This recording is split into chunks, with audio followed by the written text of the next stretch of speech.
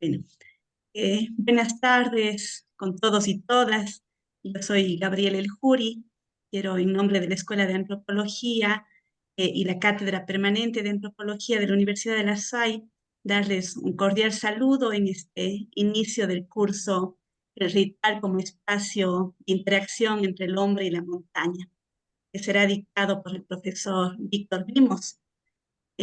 Como primer punto en esta tarde, yo quisiera cederle la palabra al doctor Carlos Guevara, que es decano de la Facultad de Filosofía y Ciencias Humanas de la Universidad de la SUAY, quien inaugurará este curso.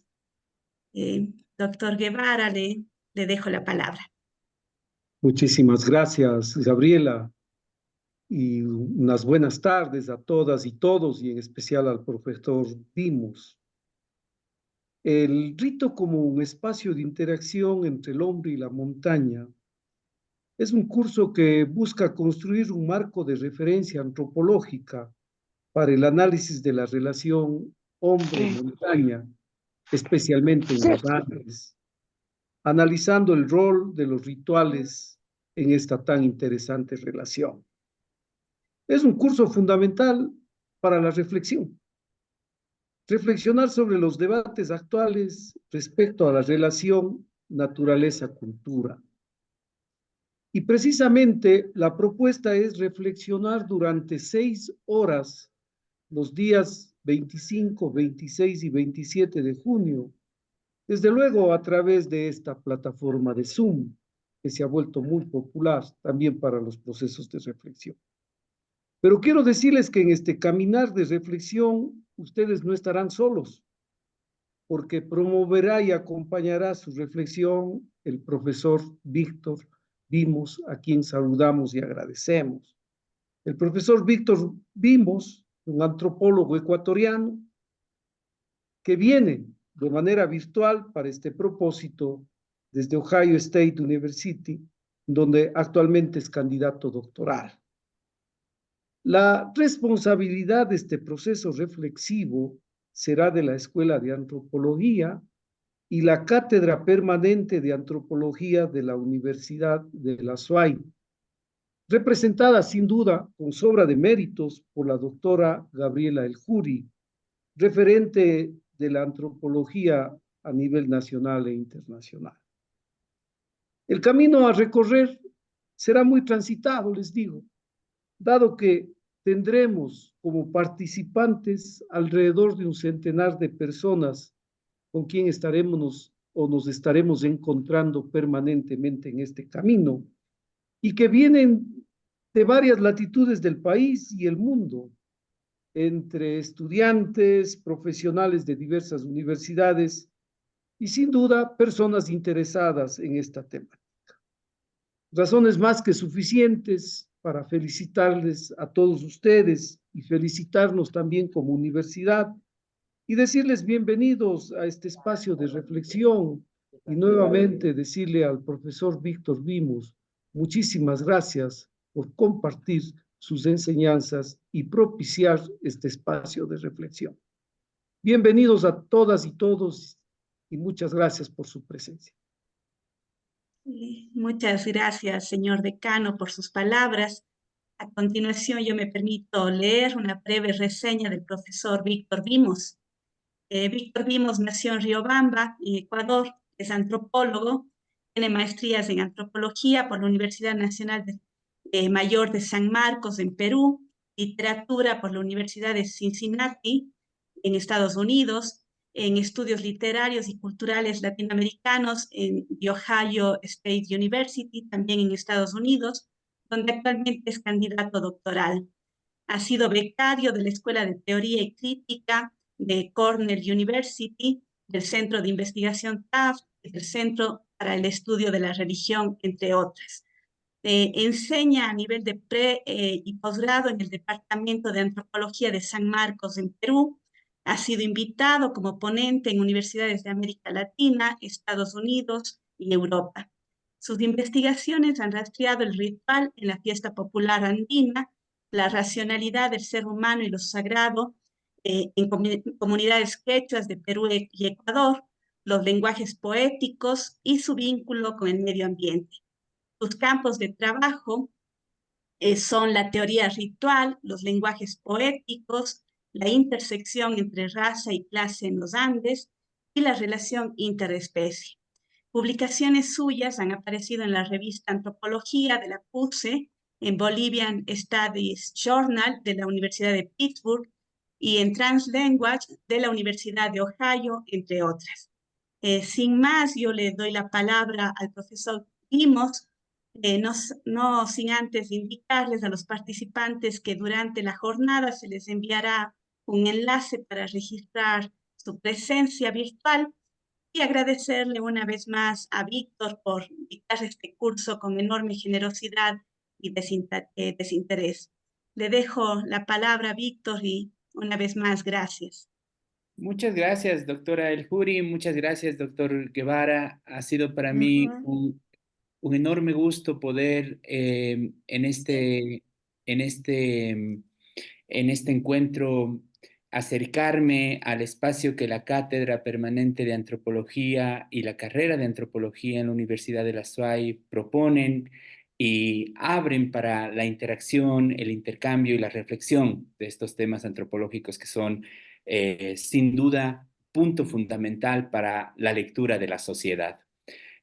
Para mí es un gusto además poder estar esta tarde compartiendo con una diversidad de estudiantes, profesionales, profesores, y distintos interesados en este tema que continuamente y cada vez más, al parecer, hace presencia o tiene presencia alrededor de nuestra dinámica cotidiana. La relación del hombre con la naturaleza, la relación del hombre con el medio ambiente, los vínculos, las crisis, las posibles actualizaciones, reconfiguraciones de este tipo de vínculos. Y yo he elegido precisamente uno de los territorios que en mi proceso de investigación llevo adelante, que es el territorio de la teoría ritual, para poder contextualizar un poco este interés alrededor del vínculo que une al hombre y la montaña en la zona andina del continente americano, y poder establecer algunos parámetros que buscan compartir de forma amplia una lectura antropológica para el enfoque de esta relación.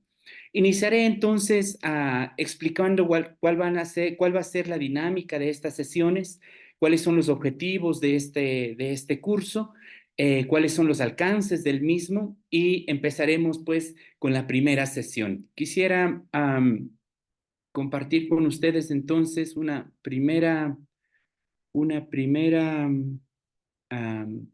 acercamiento, ¿no?, a la dinámica que vamos a tener en estas clases, el rito como espacio de interacción entre el hombre y la montaña. Los objetivos son tres objetivos básicos: conocer el marco de debate alrededor del vínculo hombre y montaña en la zona andina, es decir, establecernos en un estado de la situación en el marco de este debate.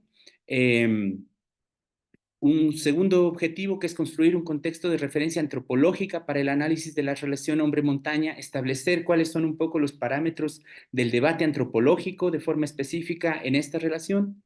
Y un tercer objetivo es plantear las bases para un diálogo múltiple con perspectivas ontológicas diversas y propias de los pueblos andinos. No podría adelantar aquí la idea de pueblos indígenas también en general, que son precisamente en el debate antropológico contemporáneo, los espacios sociales, los grupos sociales desde donde se está haciendo una tensión ontológica con esta ontología hegemónica de Occidente, ¿no? Entonces tiene que ver un poco alrededor de estos tres vínculos, tres objetivos fundamentales.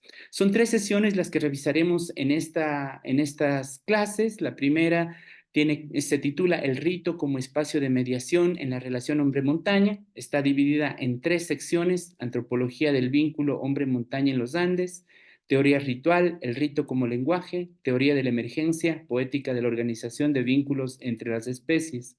Esta primera sesión tendrá como característica una carga un poquito más pronunciada de la exploración teórica, ¿sí? Entonces, habrá, de alguna forma, he intentado diseñar un marco pedagógico para acercarnos a las generalidades y especificidades de estas teorías, así que será un poco más, digamos, tendrá esta dinámica un poco más compleja de la explicación teórica. La segunda sesión, que está titulada como Etnografía comparada, el hombre y la montaña en 2 casos de estudio, el Carnaval de Santa Cruz en Guamote y el marcaje de ganado en Moya, Guamote, Chimborazo en Ecuador y Moya, Huancavelica en el centro sur del Perú. Esta sesión estará un poco más mediada por una exploración descriptiva etnográfica en la que intentaré poner en relación los elementos teóricos de la primera sesión con la propuesta que hago yo de lectura comparada alrededor del rito como lenguaje para estos 2 casos de estudio. Entonces, tendrá más un núcleo descriptivo alrededor de esta sesión. Y la tercera sesión, que es un poco, se ha titulado Hacia una antropología del hombre y los lugares, el rito como prótesis de adaptación al medio ambiente, el poshumanismo y los diálogos contemporáneos, los lenguajes de coexistencia entre las especies, está diseñada más como una sesión menos cargada de teoría, menos cargada de descripción etnográfica y más abierta a la posibilidad de enlazarlas con algunos otros procesos de investigación, con algunas otras inquietudes que surjan alrededor de estas sesiones, ¿no? Será una sesión un poco más abierta a ese intercambio. ¿Cuál es la dinámica que yo he planteado para estas 3 sesiones? Las sesiones son 3 encuentros virtuales a través de Zoom. La duración de cada encuentro virtual tiene un promedio de 2 horas, de 4 a 6 de la tarde, para este martes, miércoles y jueves de esta semana. Yo haré una exposición central y luego abriremos un espacio para el debate, para preguntas, cuestionamientos, intercambios, puntos de vista, etcétera. Es decir, después de la primera exposición central, tendremos esta posibilidad de intercambiar, ¿no? Participar en este sentido. Entonces, como he mencionado, quizá en la primera sesión vamos a tener un poco más de carga teórica, la segunda sesión un poco más de carga descriptiva, y en la tercera sesión estará un poco más abierta para estos flujos de intercambio de experiencias. En cada una de las sesiones, además, habrá esta exposición central y la apertura para el debate. Los materiales de lectura, como la doctora El Juri les ha dejado saber, están disponibles en un disco de Drive. Son materiales complementarios que servirán precisamente para poder acompañar cada una de estas sesiones, ¿no? La idea es que los puedan revisar, puedan relacionarse con ellos, puedan tomar algunas ideas de ahí para el debate, y si no, están abiertos precisamente para que puedan explorarlos después de estas clases, seguramente con alguna otra visión, con algún otro interés desprendido de estos diálogos. Los materiales son bastante productivos, son materiales bastante contemporáneos, son materiales que están formando el debate en todos estos ejes que he explicado, guían a las sesiones, ¿no? Están ahí disponibles para ustedes, los he acompañado además de una guía de lectura. ¿Qué es lo que va a recibir cada uno de ustedes o va a obtener, digamos, una persona que atraviesa estas 3 sesiones? Básicamente, creo que tiene que ver con un conocimiento de los debates alrededor de la antropología andina en este vínculo hombre-montaña, a algunos tipos de orientaciones y profundizaciones para el diseño de investigaciones que ya estén llevando adelante, que seguramente pueden nutrirse de esta experiencia, y una ampliación de las herramientas de reflexión antropológica, que tratándose de estudiantes, tratándose de profesores, tratándose de investigadores, creo que siempre es un aporte fundamental para el trabajo que venimos realizando, ¿no? Finalmente, como ya ha mencionado la doctora El Juri, mi nombre es Víctor Vimos. Este es mi email de referencia, por si quieren tomarlo. Creo que tenemos vías de comunicación ahora para podernos establecer, para poder seguir manteniendo contacto.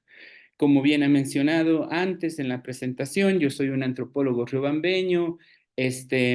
Por algunas circunstancias de la vida estoy fuera del país más o menos unos 15 años, pero siempre he estado ligado a los procesos de investigación que tienen al Ecuador, al Perú y a Bolivia, principalmente como mi territorio de trabajo. Y para mí también esta es una oportunidad para agradecer a la cátedra y a la carrera por permitirme construir este puente de diálogo con estudiantes, profesores, investigadores del Ecuador, de la zona andina. Es un interés genuino de mi parte poder establecer puentes de diálogo, puentes de colaboración, puentes de reflexión conjunta que permitan un poco seguir alimentando estos marcos de reflexión antropológica en los espacios en los que nos estamos formando, ¿no? Esa sería entonces, digamos, la dinámica y la descripción de este curso. Voy a empezar ahora con la primera de las sesiones. Entonces, como les había descrito, voy a tener una exposición principal y luego de eso tendremos un espacio para el debate y las preguntas si éstas existieran. Vamos a ver. Estoy bien ahí con la pantalla, ¿no? ¿Se está viendo bien? ¿Se escucha bien? Estamos viendo la pantalla con su dirección de email. Ah, ya. Entonces, quizá hay que cambiar esto. Vamos a ver. Un momento.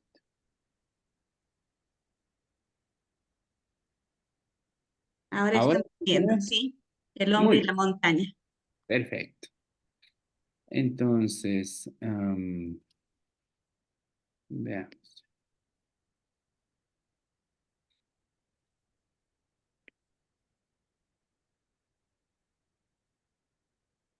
El hombre y la montaña, el rito como espacio de interacción.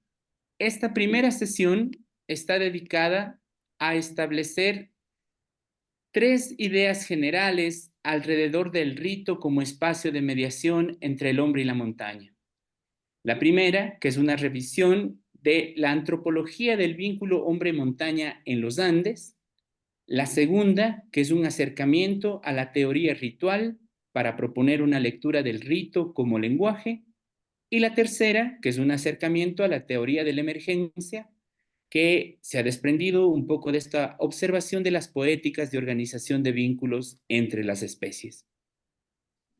Empezaremos entonces por la primera de ellas, Antropología del hombre y la montaña en los Andes.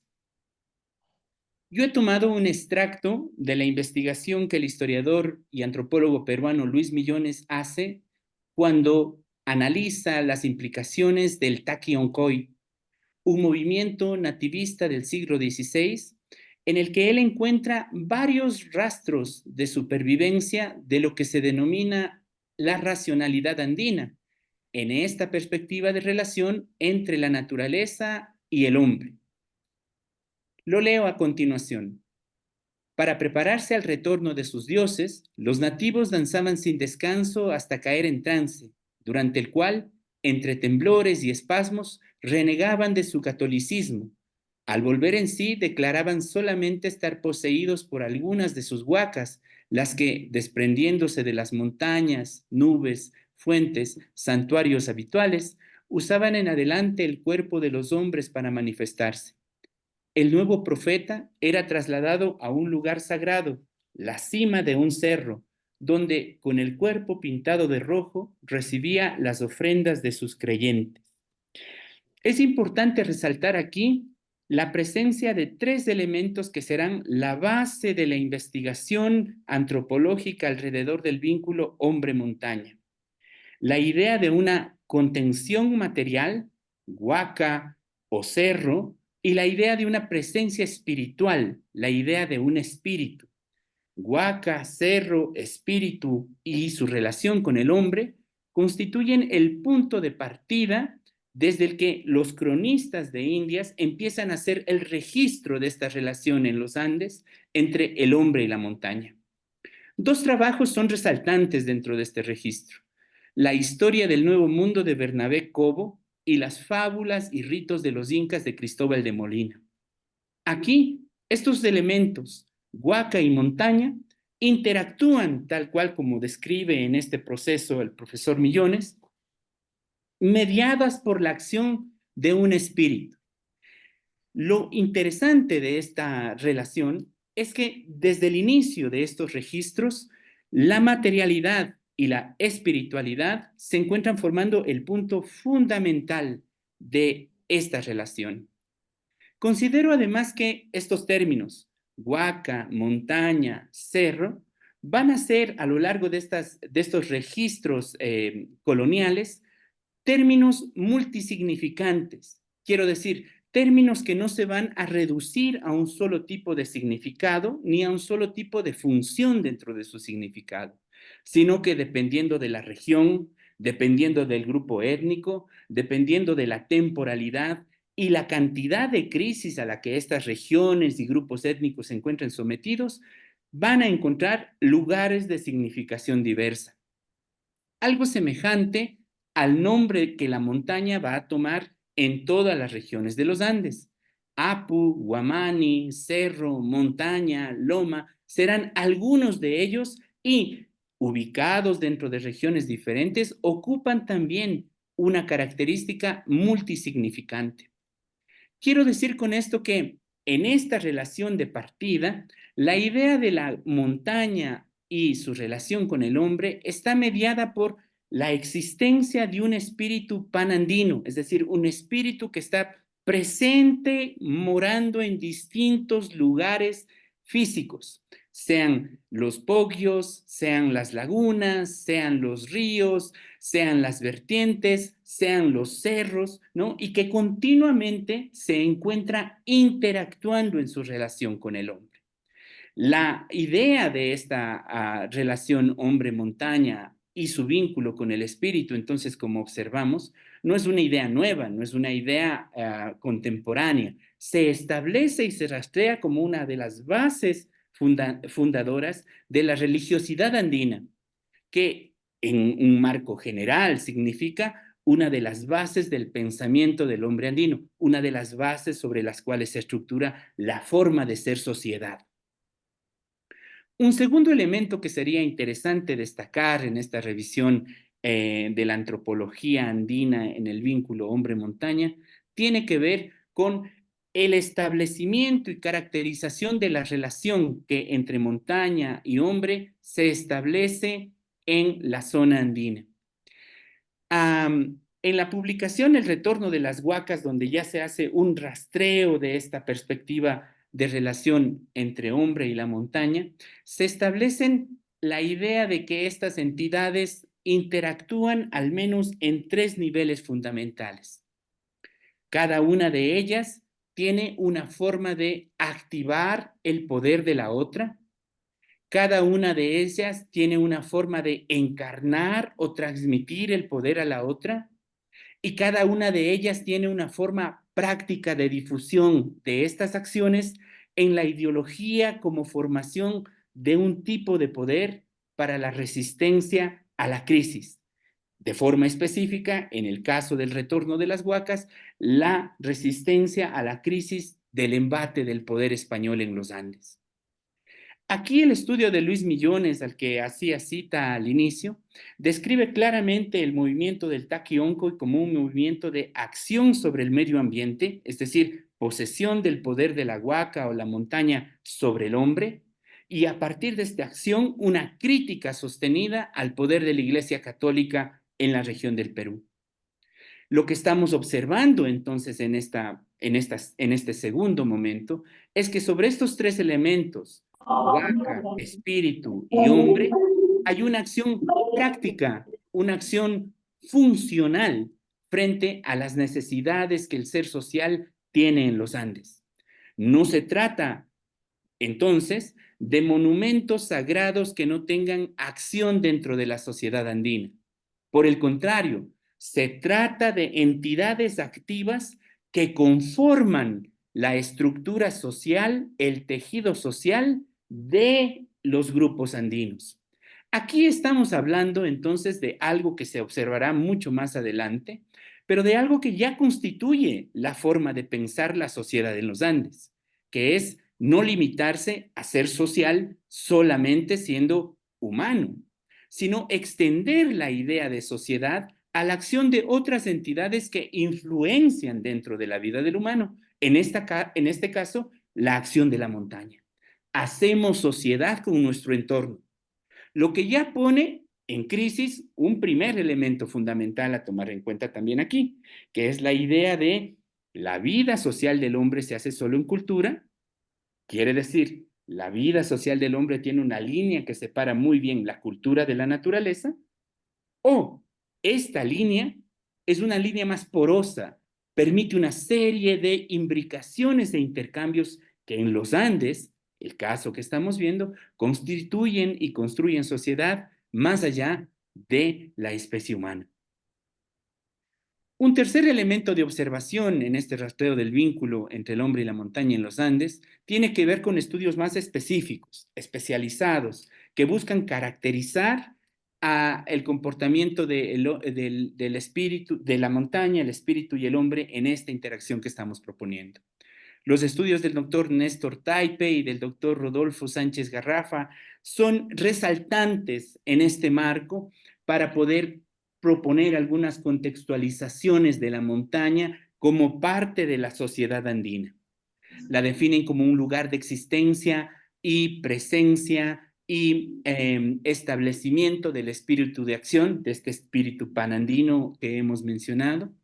La definen como una posibilidad de materialización en distintas formas. La montaña, el poder de la montaña se materializa en distintas formas en los relatos peruanos y bolivianos. Ya aparece como hombre en la época del carnaval, ya aparece como animal en la época de las cosechas, ya aparece como intercambiando truenos o rayos con otras montañas. Quiere decir, hay una forma matérica de la presencia de la montaña en lo que se constituye como el tejido cultural de las sociedades en las que este tipo de función se encuentra presente. Hay géneros de las montañas, ¿no? Hay género masculino, montañas masculinas, montañas femeninas, montañas bisexuales, montañas que continuamente negocian su lugar de género dependiendo de cuáles son las apelaciones y funcionalidades y los roles y jerarquías que cumplen en la sociedad.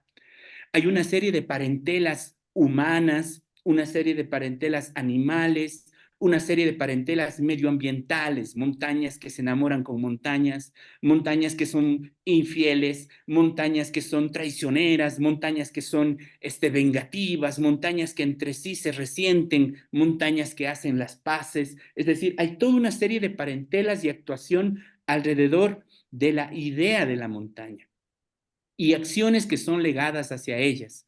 Montañas asociadas a la fertilidad, asociadas a la protección, a la intervención en problemas humanos, a la solución de problemas humanos, montañas que dan permisos para el buen viaje, montañas que curan enfermedades, montañas que dan favores, que castigan, montañas que apadrinan, montañas que viajan a las capitales de los países y se sientan a negociar mano a mano con los presidentes de las naciones, montañas que se levantan para comer a la gente, montañas que tienen sed y reciben pagos de vino. Es decir, sus acciones forman parte de la vida social de la comunidad. Con esto, fundamentalmente, hay un punto central que destaca dentro de esta caracterización que Taipe y Sánchez Garrafa realizan en sendos estudios que han dedicado a la relación hombre-montaña en los Andes. La idea de que esta línea de purificación entre naturaleza y cultura a la que se refiere Bruno Latour para definir la modernidad occidental, ¿no? La idea de que naturaleza y cultura están purificadas, es decir, están claramente separadas, en los Andes está en crisis porque tal purificación, si de eso se trata, de la separación radical de naturaleza y cultura, tal purificación no existe. Tal purificación tiene una serie de resignificaciones establecidas, como estamos viendo, en las caracterizaciones, las acciones, las formas de incidencia que el medio ambiente tiene en la vida de la gente y viceversa, las formas de incidencia que la vida de la gente tiene en el medio ambiente. En los Andes, entonces, esta idea de que una naturaleza está separada de la cultura es puesta en cuestionamiento por la idea de que en realidad existen varias naturalezas actuando alrededor de la vida de la sociedad, varias naturalezas actuando en negociación con el ser social andino.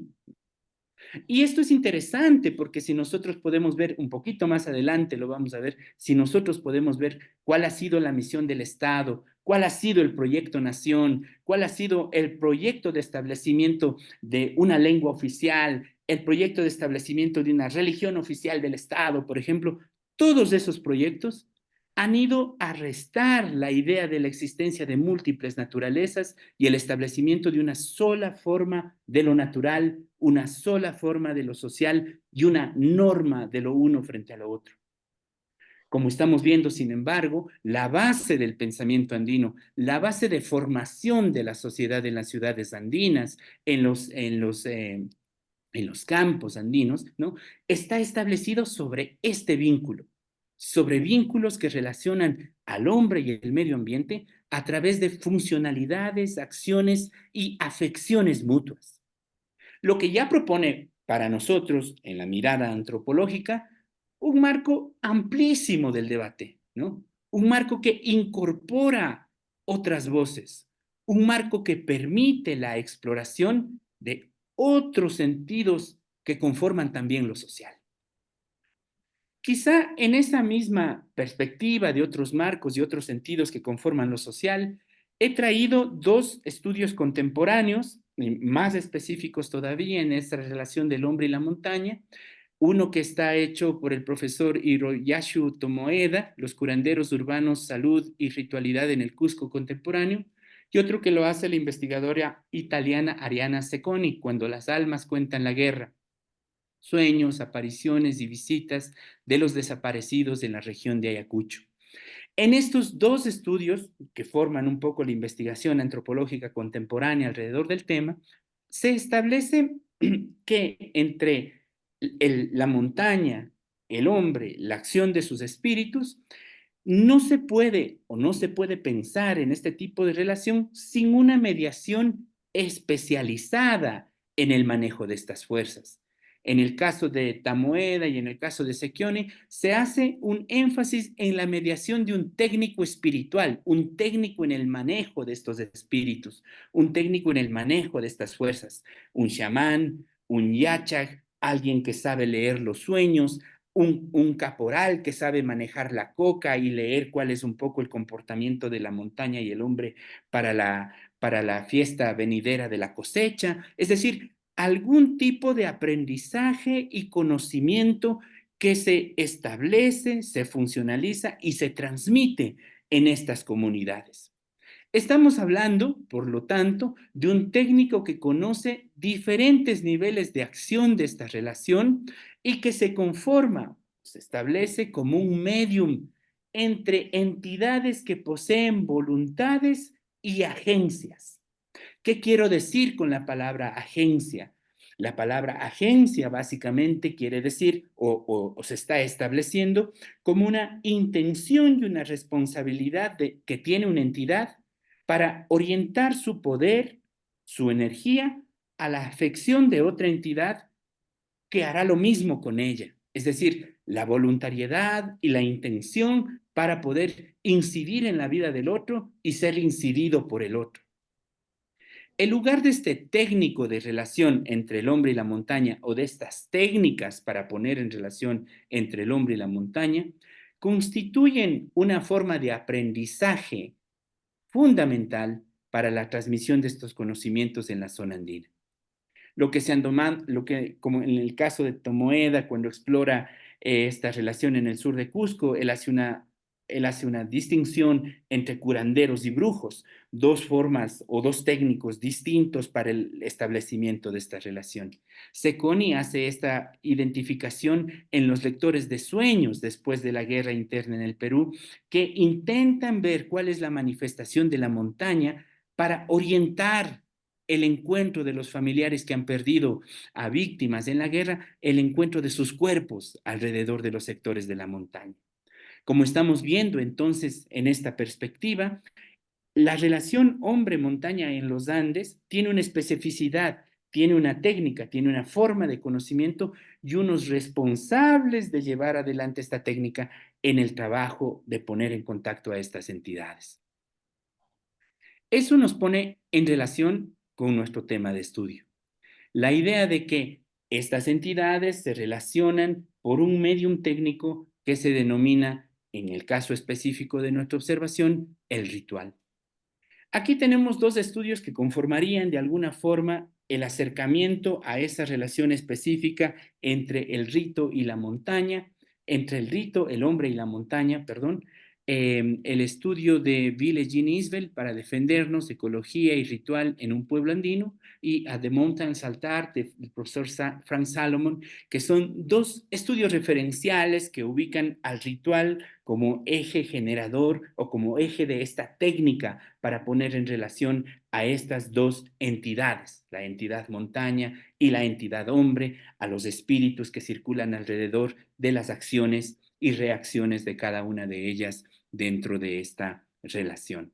Entonces aquí se nombra al ritual de forma general como un territorio en el que se produce o se reproduce el sentido, una zona de interacción entre el hombre y la montaña y un territorio o una espacialidad con funcionalidades diversas alrededor de este encuentro.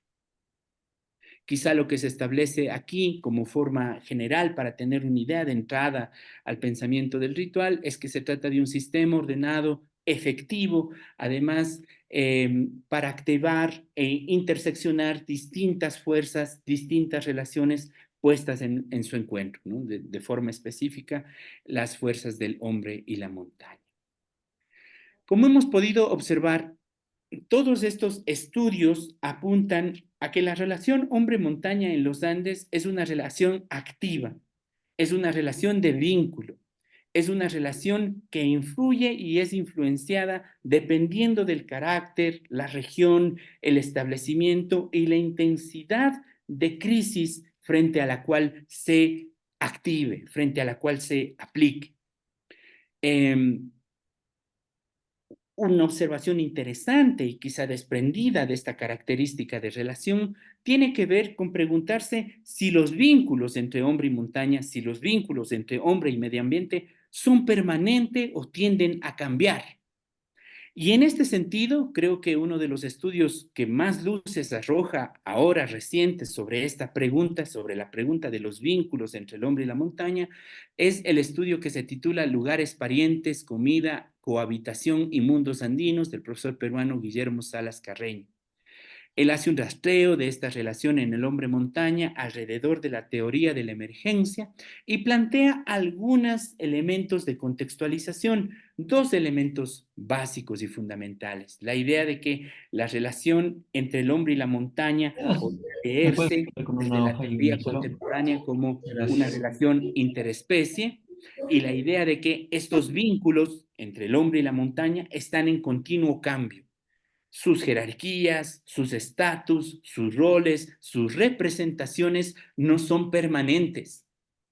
Puede que se activen con mayor facilidad, puede que se apaguen con mayor facilidad, puede que pasen a un lugar secundario en la sociedad, puede que ocupen de repente un lugar principal en la sociedad. La lectura de la naturaleza de organización de esas relaciones en el mundo contemporáneo andino propone una suerte interesante de poder observar los lugares de disputa contemporáneos alrededor del proyecto nacional, alrededor de las fuerzas del Estado y los pueblos indígenas.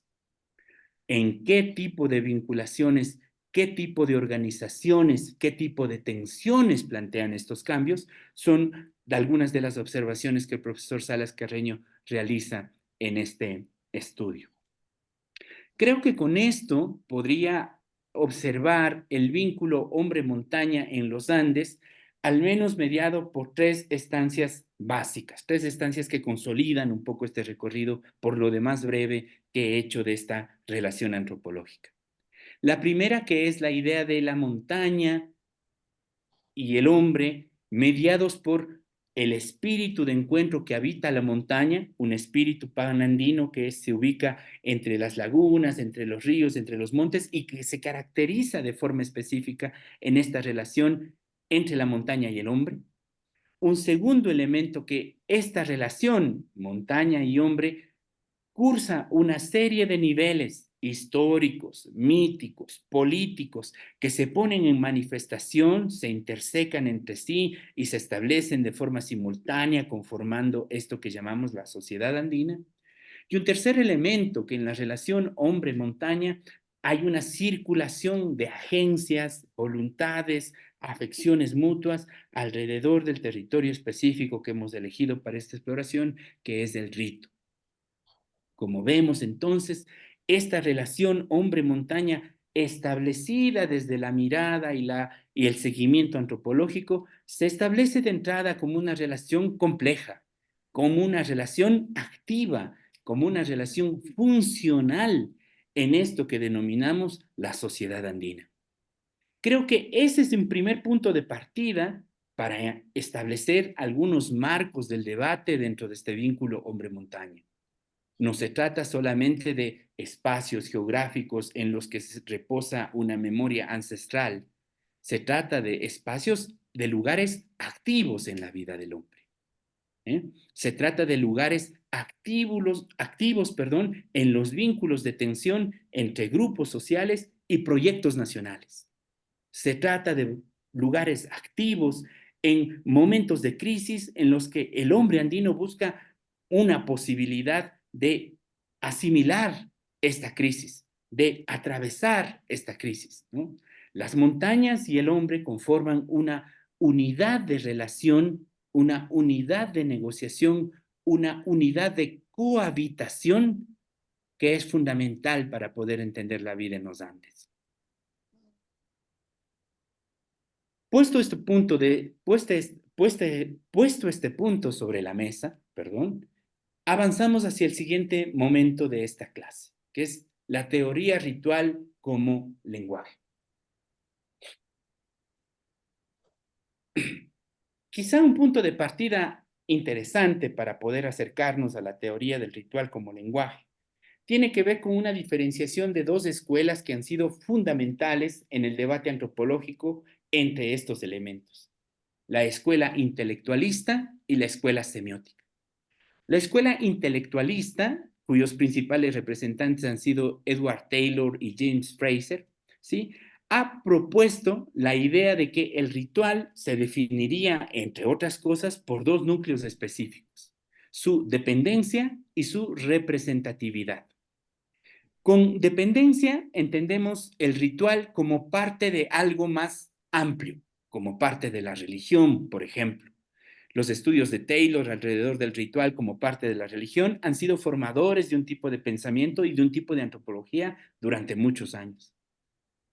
Como representativa se entiende la idea de que el ritual en sí mismo, como ya es parte de un todo, refleja algún segmento de ese todo.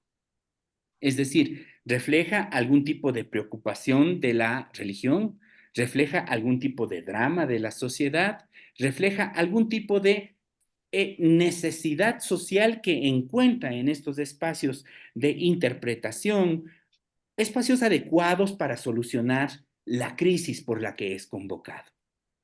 Entonces, la idea de ritual para la escuela intelectualista está definida por la réplica dependiente y representativa, y el orden que esta réplica implica. Será un punto fundamental, entonces, alrededor de estos dos elementos, la idea del símbolo como centro del ritual. El ritual se vuelve para la escuela intelectualista un repositorio de símbolos que representan algo que la sociedad quiere decir a través de ellos, algo que la religión quiere decir a través de ellos, algo que la política quiere decir a través de ellos. Es decir, se vuelve un simbolocentrismo alrededor de esta escuela intelectualista, y por ende se entiende que la relación de este símbolo solo puede ser absorbida por su par mayor, que es la cultura, ¿no?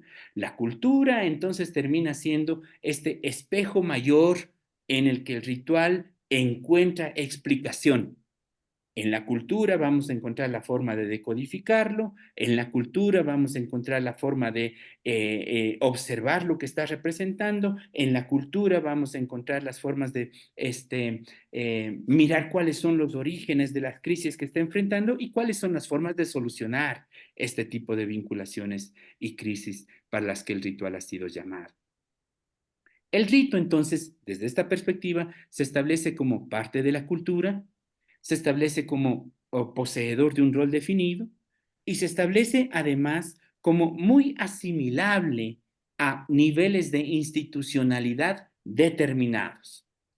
El rito del matrimonio, el rito del juramento de la bandera, el rito del bautismo, son ritos claramente establecidos, representativos, símbolos centrados, dependen de determinadas instituciones, reflejan determinadas preocupaciones sociales, es decir, están ahí como parte de la cultura. Por ende, su sentido no tiene una dirección múltiple, es un sentido más bien monodireccionado, y es un sentido que preexiste. Todos vamos a un matrimonio sabiendo lo que significa un matrimonio.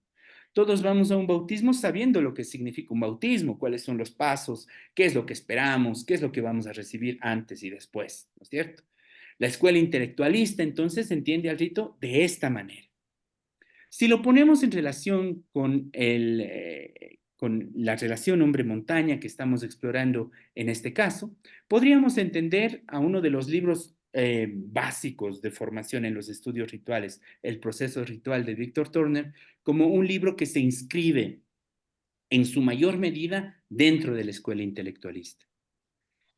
Nosotros observamos aquí algunas imágenes que veremos un poquito más adelante, tienen que ver con el establecimiento del Carnaval de Santa Cruz en Guamote, Ecuador, ¿sí? Y si se hiciera más o menos un estudio intelectualista de esta fiesta, por ejemplo, podríamos entender claramente un poco lo que dice Víctor Turner en este libro, que el carnaval se establece como un reflejo del drama social preexistente, que el carnaval se hace para solucionar las tensiones de la comunidad, sería una de sus observaciones claras.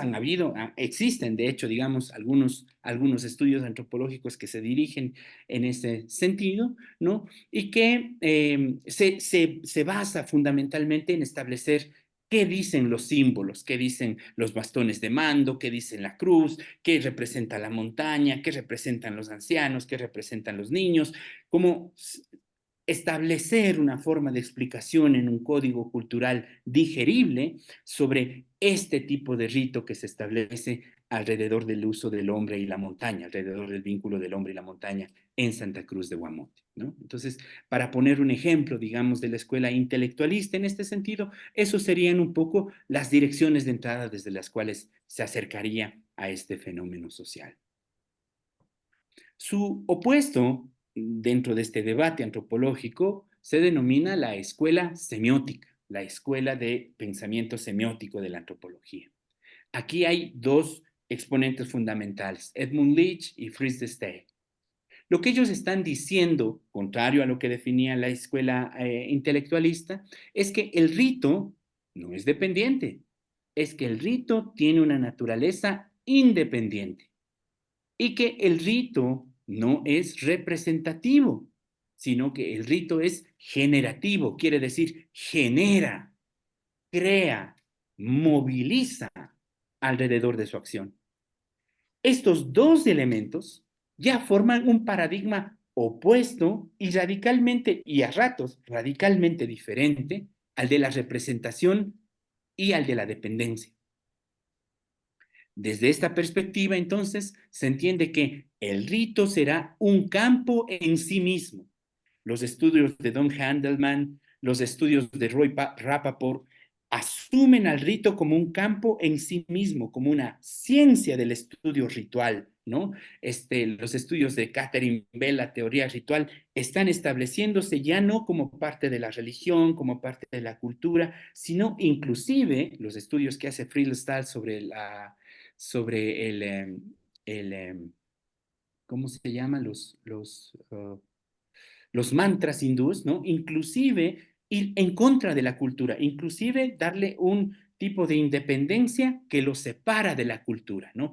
Este tipo de estudio semiótico entonces entiende al rito como un campo en sí mismo.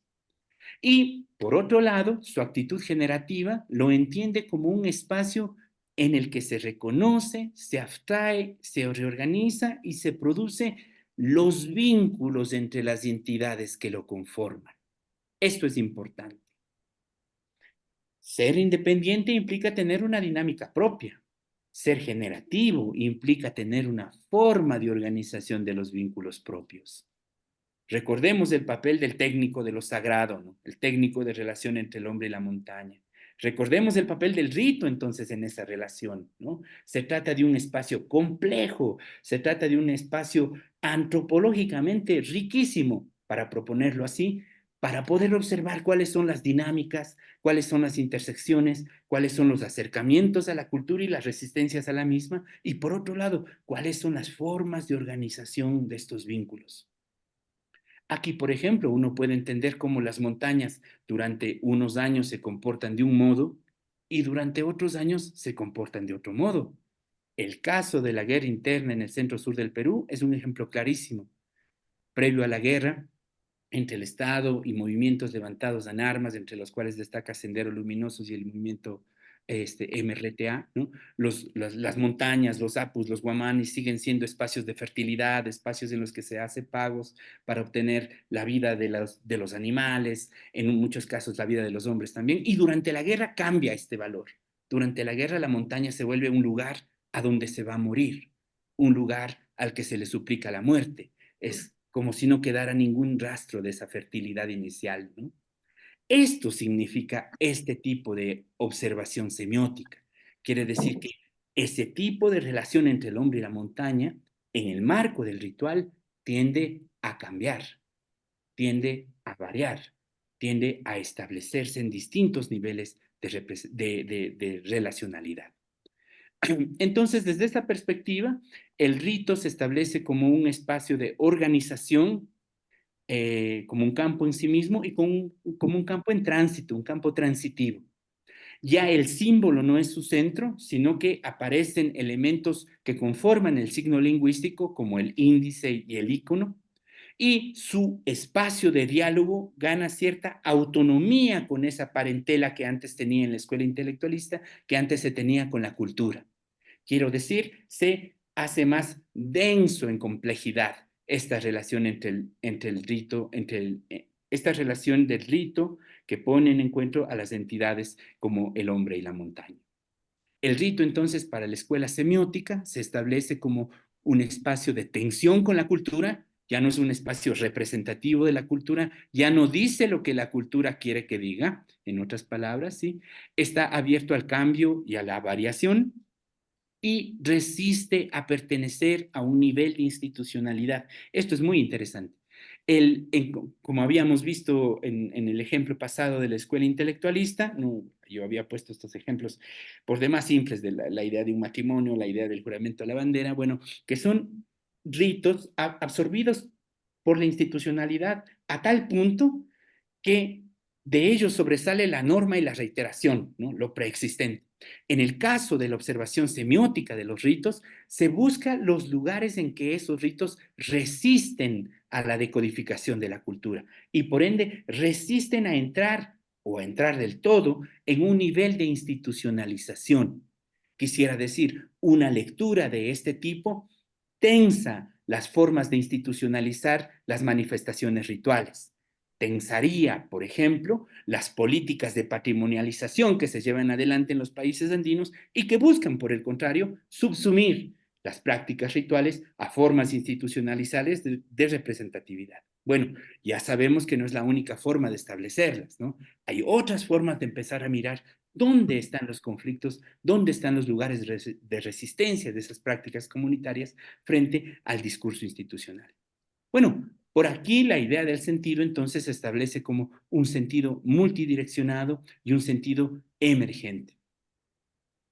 Estas características entre la escuela intelectualista y la escuela...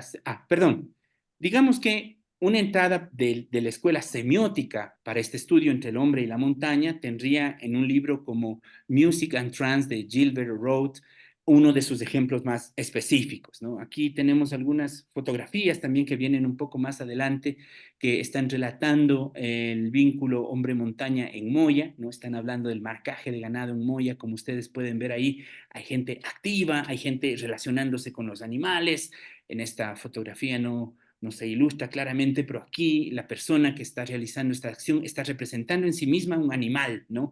Es el momento más alto del marcaje de ganado y ella se ha transformado en un animal, está haciendo los sonidos de un animal, los sonidos de un ganado, ¿no? Esta persona. Entonces, lo que diría una entrada así del estudio semiótico en este sentido, diría más o menos que en el ritual que une al hombre y la montaña, lo que se generan son estados de interacción sensorial. Esto ya es otro territorio, ¿no? Las entidades puestas en contacto por el rito tienden a entrar en estados de interacción, en estados sensitivos. Estamos hablando del cuerpo, estamos hablando de los sentidos, ya son otros los elementos que entran. Transforman los vínculos entre las entidades del encuentro. Cuando uno entra en un estado, diría un estudio así, cuando uno entra en un estado, controla poco racionalmente, además controla muy poco racionalmente el vínculo con la otra entidad. Es un dejar ser.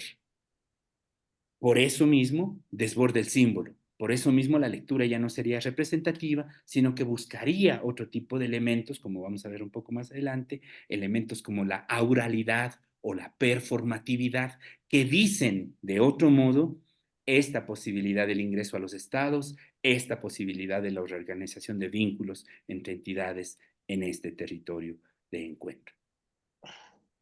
Para poner un punto de relación entre las dos escuelas rituales, la intelectualista y la semiótica, observamos que los elementos, una diferenciación entre la intelectualista y la semiótica, son ordenados por un lado, autónomos por el otro.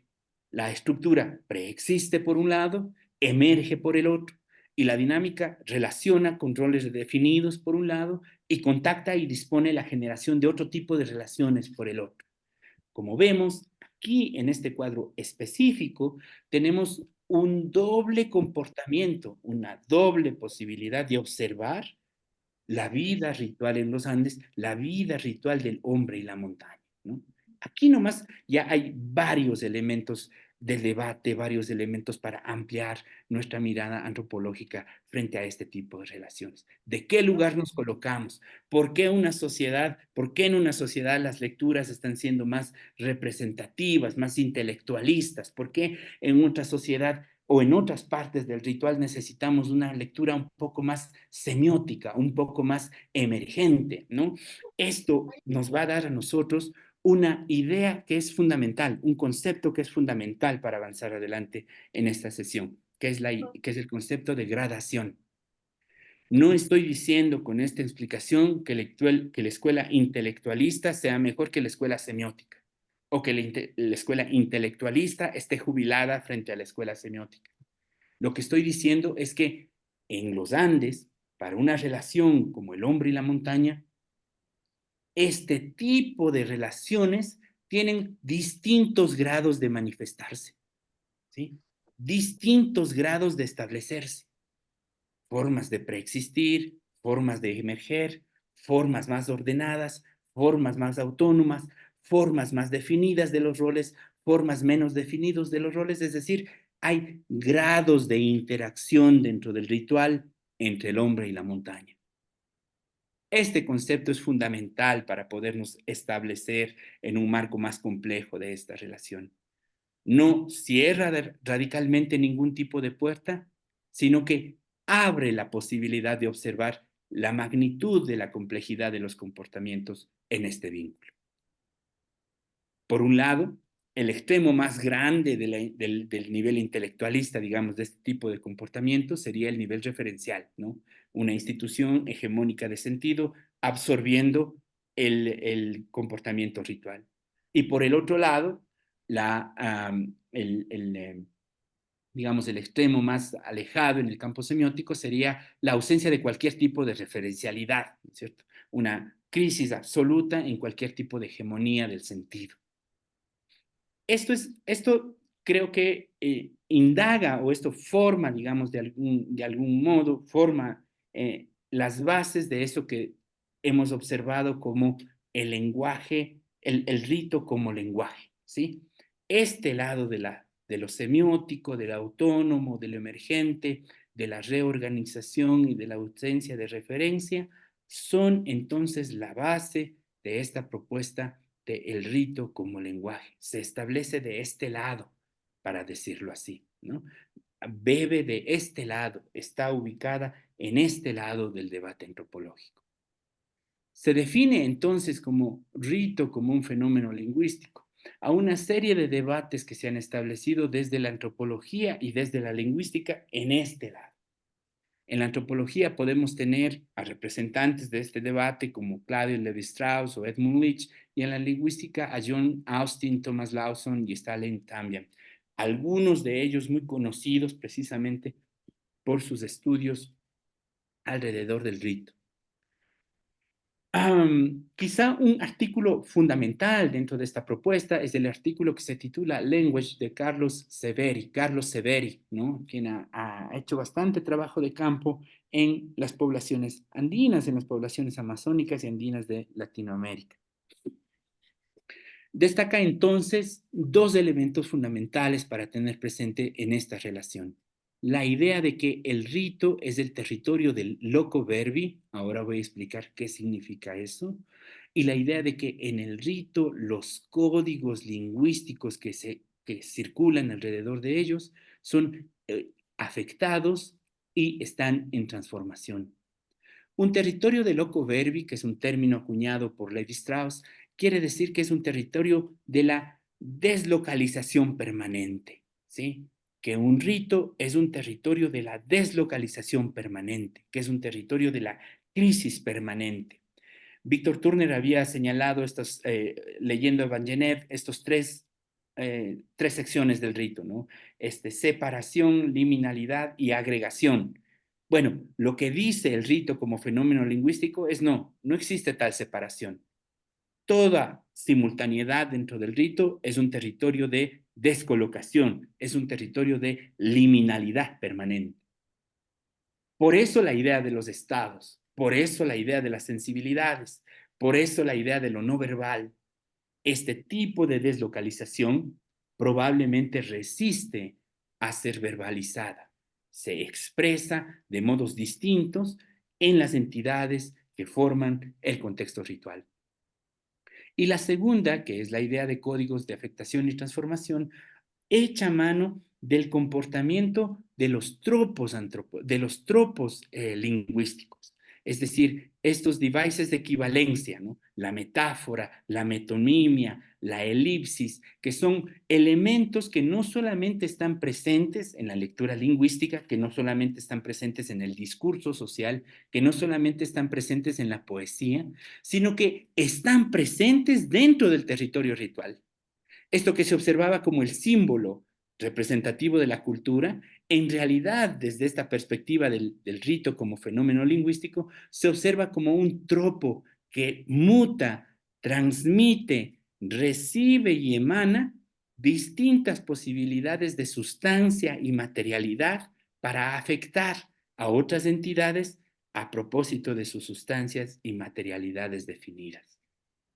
Los elementos entonces se vuelven elementos que se pueden leer desde este comportamiento de los tropos y que varían ya en una diversidad.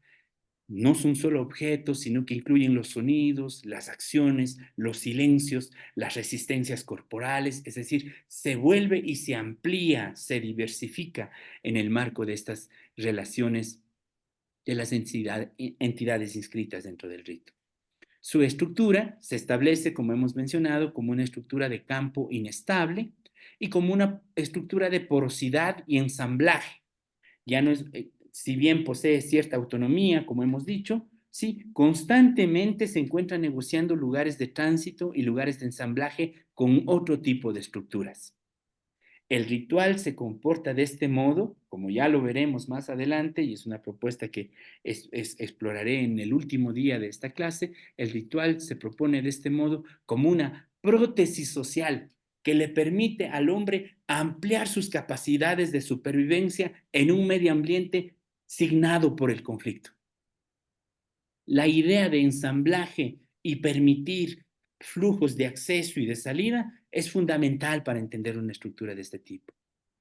Y las dinámicas reconocen algunas regularidades como la repetición. La repetición va a ser algún tipo de consigna que se mantenga dentro de esta observación del rito como fenómeno lingüístico y reconoce alteraciones contextuales.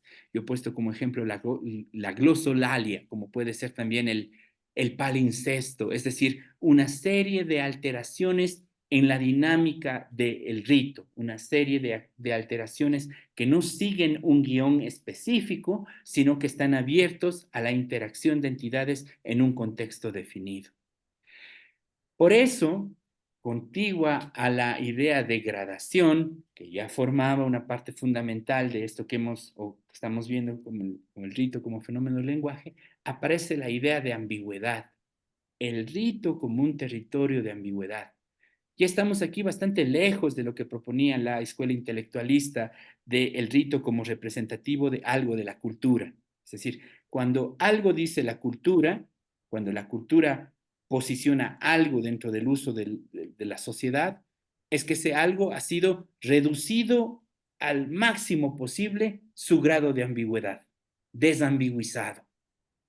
Estamos diciendo aquí, por el contrario, que el rito es el territorio de ambigüedad por naturaleza y que por ende los elementos, la estructura y las dinámicas que se ponen en relación dentro de él no pueden reducir su ambigüedad a un solo determinado tipo de significado, a un solo determinado tipo de sentido. Permiten la multisignificación, permiten la multiparticipación, permiten este tipo de variaciones del vínculo hombre-montaña del que vengo hablando. No, permiten y expliquen, permiten leer, digamos, esto que sucede en la realidad, esto que sucede en el afuera, ¿no? Quisiera entonces establecer a modo básico la idea de que cuando la ambigüedad es borrada, cuando la ambigüedad es reducida, el espacio de establecimiento es mucho más claro, el espacio de observación del fenómeno social es mucho más claro, ¿no? Digamos, la idea de cultura, la idea de mensaje, la idea de que se decodifique un mensaje que viene del rito es mucho más tangible.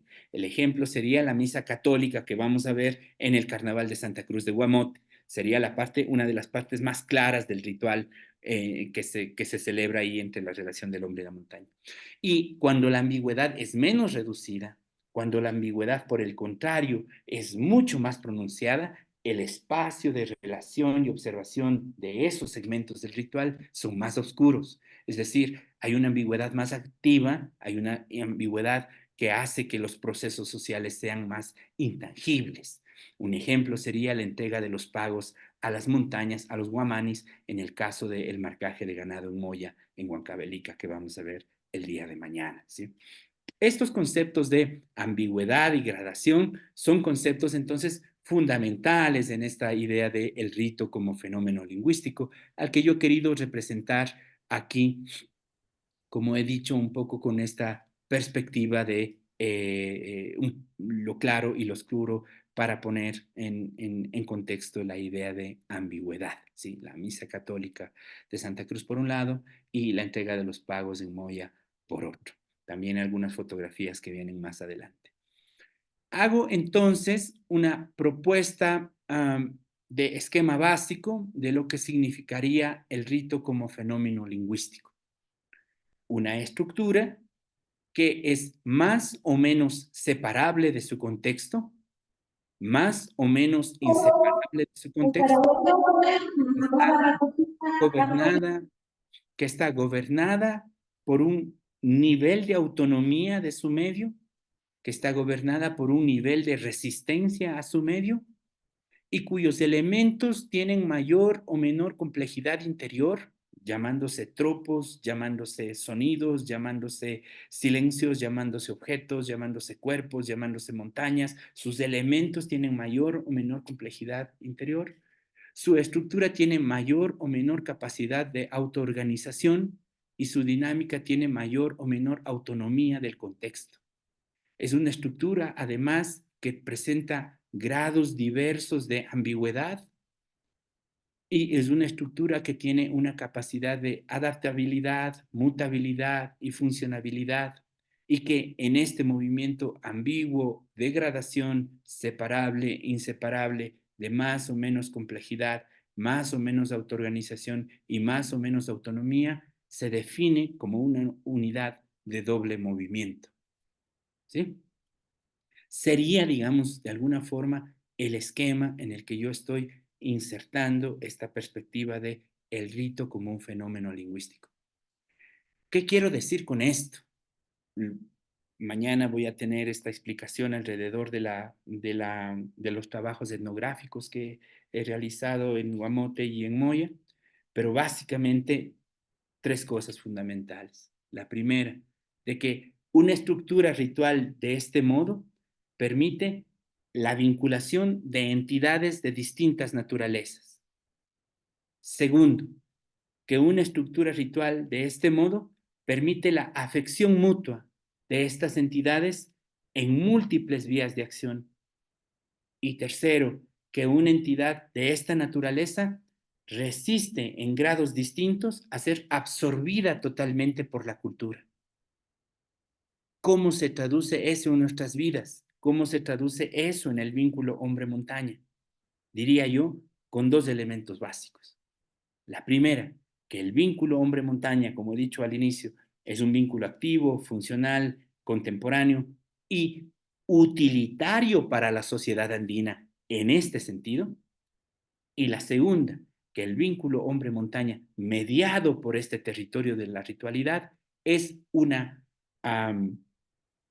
lo diría, es un, eh, es un acervo propio de la cultura en que el hombre pone su relación de fuerza y energía con otras entidades, con otro tipo de especies y vincula de ese modo su forma de entender la sociedad, su forma de desarrollar la vida a una sociedad más ampliada, a una sociedad que va más allá de las relaciones hombre-hombre, a una sociedad que incluye otras entidades como lo que sucede en el marco de la sociedad andina. ¿Sí?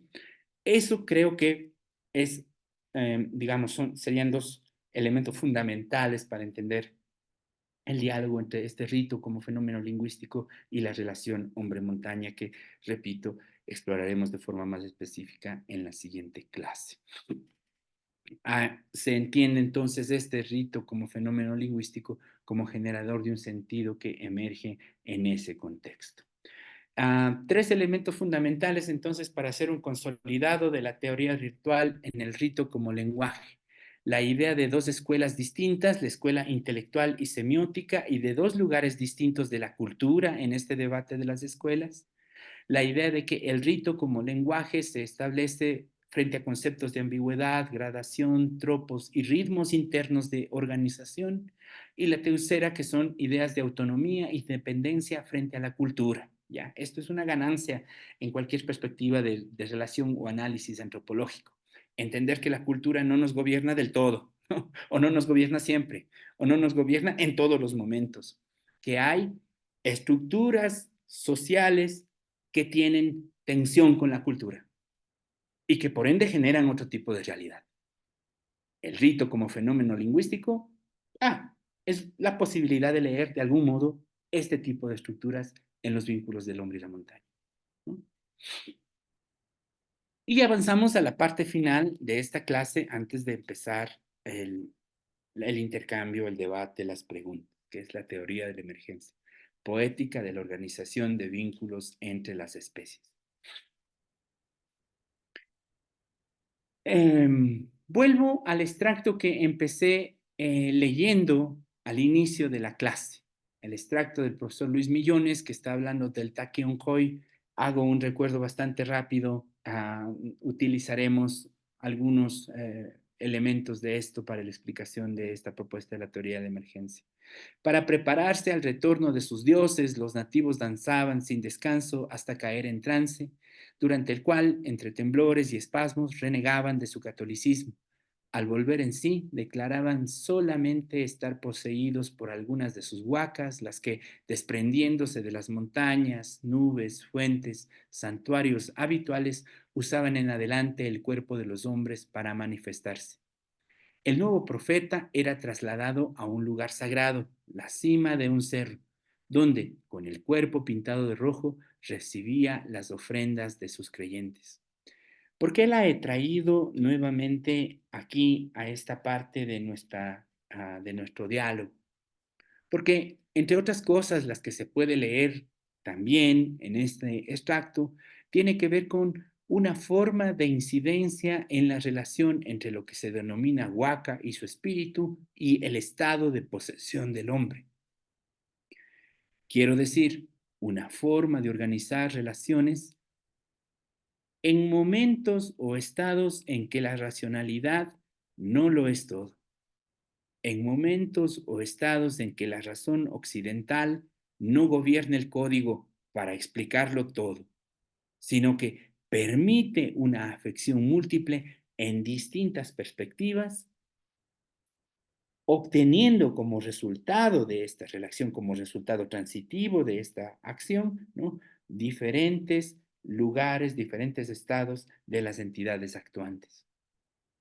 Con esto, quiero establecer entonces una parte de esta estructura que nosotros habíamos visto ya dentro del fenómeno como rito lingüístico, establecerlo para una forma más específica de relación entre el hombre y la montaña.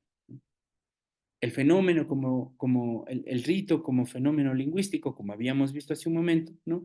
Permite la multiplicidad de elementos múltiples, en este caso, humanos no humanos. Una estructura porosa, coexistencia y simultaneidad, y una dinámica múltiple, porque se están encontrando, como vemos en el extracto del profesor Millones, distintos mundos, ¿no? No se está hablando solo del mundo de los humanos, se está hablando también del mundo de las huacas. No se está hablando solamente del mundo de los cerros, se está hablando también del mundo de los hombres, ¿no? Hay distintos mundos encontrándose claramente en distintos momentos de nuestras vidas, en distintos momentos de nuestros días transitamos diferentes mundos, ¿no?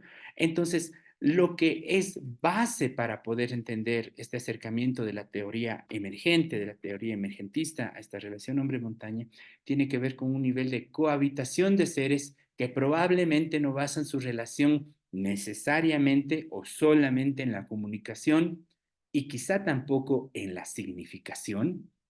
Toda una serie de estudios antropológicos sobre los seres que se resisten a significar, sino que se relacionan a partir de sus autonomías en zonas inintangibles del ritual, en las zonas más oscuras, ¿no? ¿Se acuerdan de esa división clara y oscura? Es decir, ahí es donde se están relacionando básicamente este tipo de vinculaciones emergentistas. Contrario a lo que decía la definición de Taylor, que la cultura es del todo complejo, desde esta perspectiva de la teoría emergentista, diríamos, la cultura es del todo abierto, ¿no? Ya la cultura es un espacio que está abierto para el cuestionamiento, para la participación, la coexistencia de distintos mundos, distintos modos culturales de hacer naturalezas, distintos mundos naturales de dialogar con las culturas, ¿no? Entonces, quizá aquí tomo este lugar de lo más oscuro, es decir, el lugar donde está más presente la ambigüedad de la relación entre entidades, el lugar donde está más pronunciado el grado de variabilidad de la cohabitación entre entidades, ¿no? Para establecer algunos puntos de acercamientos a la teoría de la emergencia. Dos estudiosos fundamentales o dos, digamos, formadores de los estudios de emergencia, Donna Haraway y Therese Deacon, que han aportado básicamente con pensar o proponer que en zonas como las que estamos estudiando para explicar un poco la relación entre el hombre y la montaña, para explorar la relación entre el hombre y la montaña, ¿no? La idea de relación interespecie no es solamente la idea de relación entre dos especies diferentes, sino la idea de relación entre mundos diferentes. Y la idea de relación entre mundos diferentes implica la emergencia de terceros mundos, es decir, la emergencia de nuevos mundos que se hacen a partir de ese tipo de relaciones.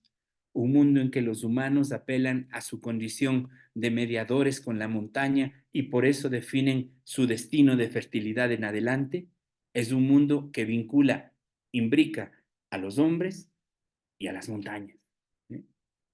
Y Therese Deacon dice, por su lado, además, que en estos nuevos mundos, las configuraciones de relaciones no se limitan a lo que conocemos como relaciones, sino que pueden producirse formas no predecibles, es decir, formas nuevas de ensamblaje de la relación entre las distintas especies. Emerge un nuevo mundo, emerge una nueva forma de organización de las relaciones. Aquí hay un término o hay un concepto que es el concepto de autopoiesis que básicamente tiene que ver con esta forma de autoorganización de las relaciones. No se puede, digamos, desde esta perspectiva, pensar que en estos mundos emergentes la cultura o la institución o el proyecto nacional se encuentran normando inicialmente las relaciones que se conforman. Tienden a hacerlo porque para que entren en una funcionalidad de proyecto de poder, cualquier tipo de relación tiene que ser reducida en su ambigüedad y reducida en su nivel de gradación, ¿no? Lo que sucede en esta perspectiva, entonces, tiene que ver con formas anteriores a ese tipo de hegemonía estatal, a ese tipo de hegemonía de proyecto de poder, y que están mostrando una posibilidad de relaciones entre seres humanos, cosas, entidades, que conforman todo aquello que se llama lo existente, ¿no? Una serie de relaciones diversas, una serie de manifestaciones útiles en su diversidad que constituyen eso que se llama el acervo cultural, el acervo social, el acervo, eh, el acervo social de estos grupos en relación con el medio ambiente, ¿no? Diríamos entonces desde esta perspectiva que una pregunta que se queda abierta para estas perspectivas emergentistas o una pregunta que se propone desde este tipo de relación, acelera un poquito por el tiempo, una pregunta que se queda establecida para este tipo de relación tiene que ver con conocer el mundo, pero conocer el mundo ya no solamente desde el hombre por el hombre, ¿no? Ya no solamente para explicar lo que la naturaleza es en la sociedad, sino conocer el mundo para poder observar cómo el otro entiende su mundo, es decir, cómo la entidad entiende su mundo y la dispone para esta relación interespecie.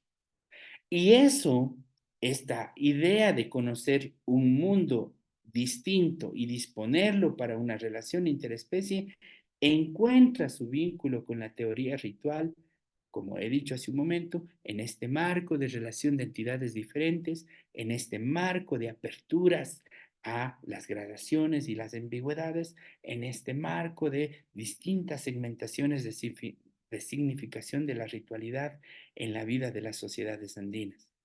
De forma específica, en la relación entre el hombre y la montaña, como estamos viendo, esto implicaría un entendimiento de cuál es el mundo de la montaña, ¿no? Un poco este rastreo antropológico que estamos viendo es ese esfuerzo por entender cuál es el mundo social de la montaña y cuál es su incidencia en el mundo de los hombres.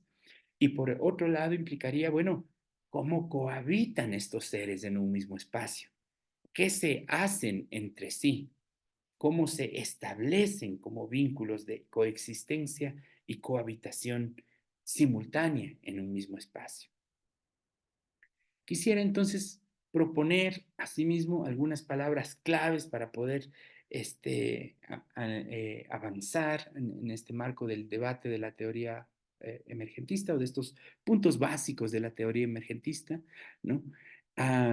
Como ideas de cohabitación y simultaneidad entre entidades que poseen o que permiten la cohabitación y simultaneidad de distintos mundos y la emergencia de nuevos mundos y relaciones, una forma de autoorganización de estas relaciones que no está gobernada totalmente por la cultura ni por la institucionalidad, sino que en un primer momento permite una recolocación de las entidades en relación y una recolocación de las relaciones de poder en esas entidades, y una idea de múltiples mundos y múltiples naturalezas, es decir, que estamos asistiendo aquí a la perspectiva de que no encontramos nosotros relación entre un mundo y una naturaleza, como decía la purificación occidental, a la que me referí hace un momento, sino que estamos asistiendo a la idea de una porosidad, multiplicidad, flexibilidad de esta relación, que implica la multiplicación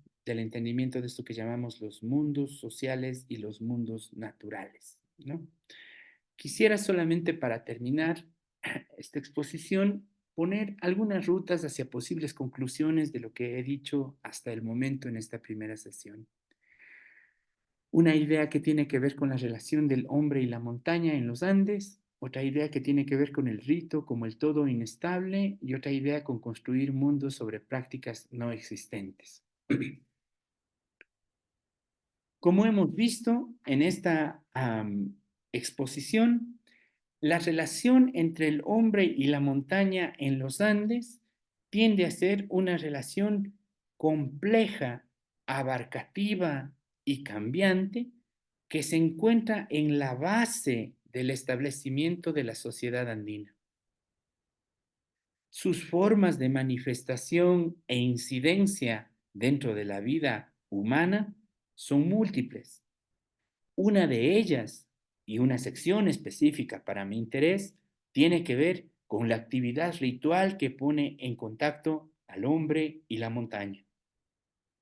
La actividad ritual que, enfocada desde el rito como un lenguaje y desde la teoría emergentista, se definiría como un espacio para la relación entre estas dos entidades en las que sus vínculos no preexisten, sus grados de ambigüedad son amplios y sus formas de organización tienden a cambiar.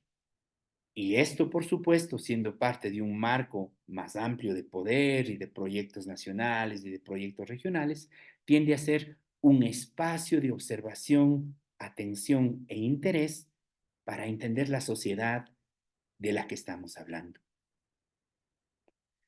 El rito, como ya lo estamos viendo en este marco de la teoría ritual, es en sí mismo un campo de complejidad antropológica amplio. Es, como hemos visto, un campo en el que intelectualistas y semióticos a su turno definen cada uno lugares que el símbolo, la cultura y el sentido tienen para uno y otro. Como ya podemos observar entonces, signo lingüístico, ideología cultural y representación de sentido serán tres elementos que tiendan a cambiar sus lugares, sus valores, sus posiciones dentro de este marco del rito. Contrario al establecimiento de que el rito sirve para lograr la estabilidad de algo, frente a esta propuesta vemos que el rito es un territorio de la inestabilidad y que eso explicará en gran parte por qué los vínculos que emergen en él, por qué las entidades que se encuentran en él siguen siendo funcionales para las sociedades en las que se utiliza. Y el tercer elemento que dejaría abierto, como los dos anteriores, para el debate y las preguntas que hayan en adelante, tiene que ver con la idea de los mundos sobre prácticas no existentes. Pero venimos viendo, dirá alguno de ustedes, que las prácticas entre el hombre y la montaña aparecen, como dice el profesor Millones, desde la época de la colonia, cuando se empiezan a rastrear y mucho más atrás, ¿no? ¿Cómo no son existentes? Bueno, precisamente las prácticas de vinculación, ensamblaje y establecimiento que se dan en este lugar o en esta sección de lo oscuro que he llamado dentro de esta visión de la teoría ritual, son prácticas que se hacen en los estados de disposición de las entidades. Es decir, son prácticas que cambian como cambian las entidades, cambian como se modifican cada uno de los actuantes dentro de los procesos de integración. Por eso las relaciones que emergen de estos encuentros entre mundos son relaciones que no preexisten, si se rastrean, si se establecen ciertas regularidades, si se establecen ciertas reiteraciones, pero sus vínculos siempre pueden generar caminos nuevos, sus vínculos siempre pueden generar resultados nuevos, sus vínculos siempre pueden tener efectos inesperados. Dar por hecho la relación entre el hombre y la montaña en una zona como los Andes, por ejemplo, bajo esta perspectiva, sería ponerse de un lado poco abierto a la negociación y al diálogo con estas realidades, ¿no? Entonces, bajo estas perspectivas, creo yo, podríamos empezar ahora en la media hora que queda para terminar esta clase, media hora, 25 minutos, podríamos empezar la discusión en adelante. Bueno, muchas gracias. Vamos a ver qué podemos intercambiar. Muchas gracias, profesor Vimos. Nos deja con muchas ideas, con muchas ideas complejas además de esta relación hombre-montaña. Yo daría paso a las preguntas. Pueden alzar la mano quien desea hacer preguntas o comentarios.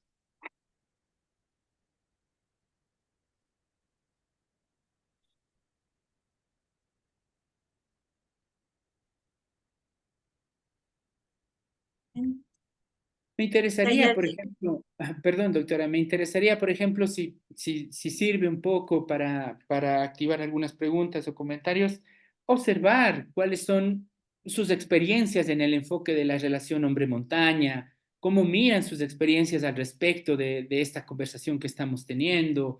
Em, Quizá podremos empezar por ahí.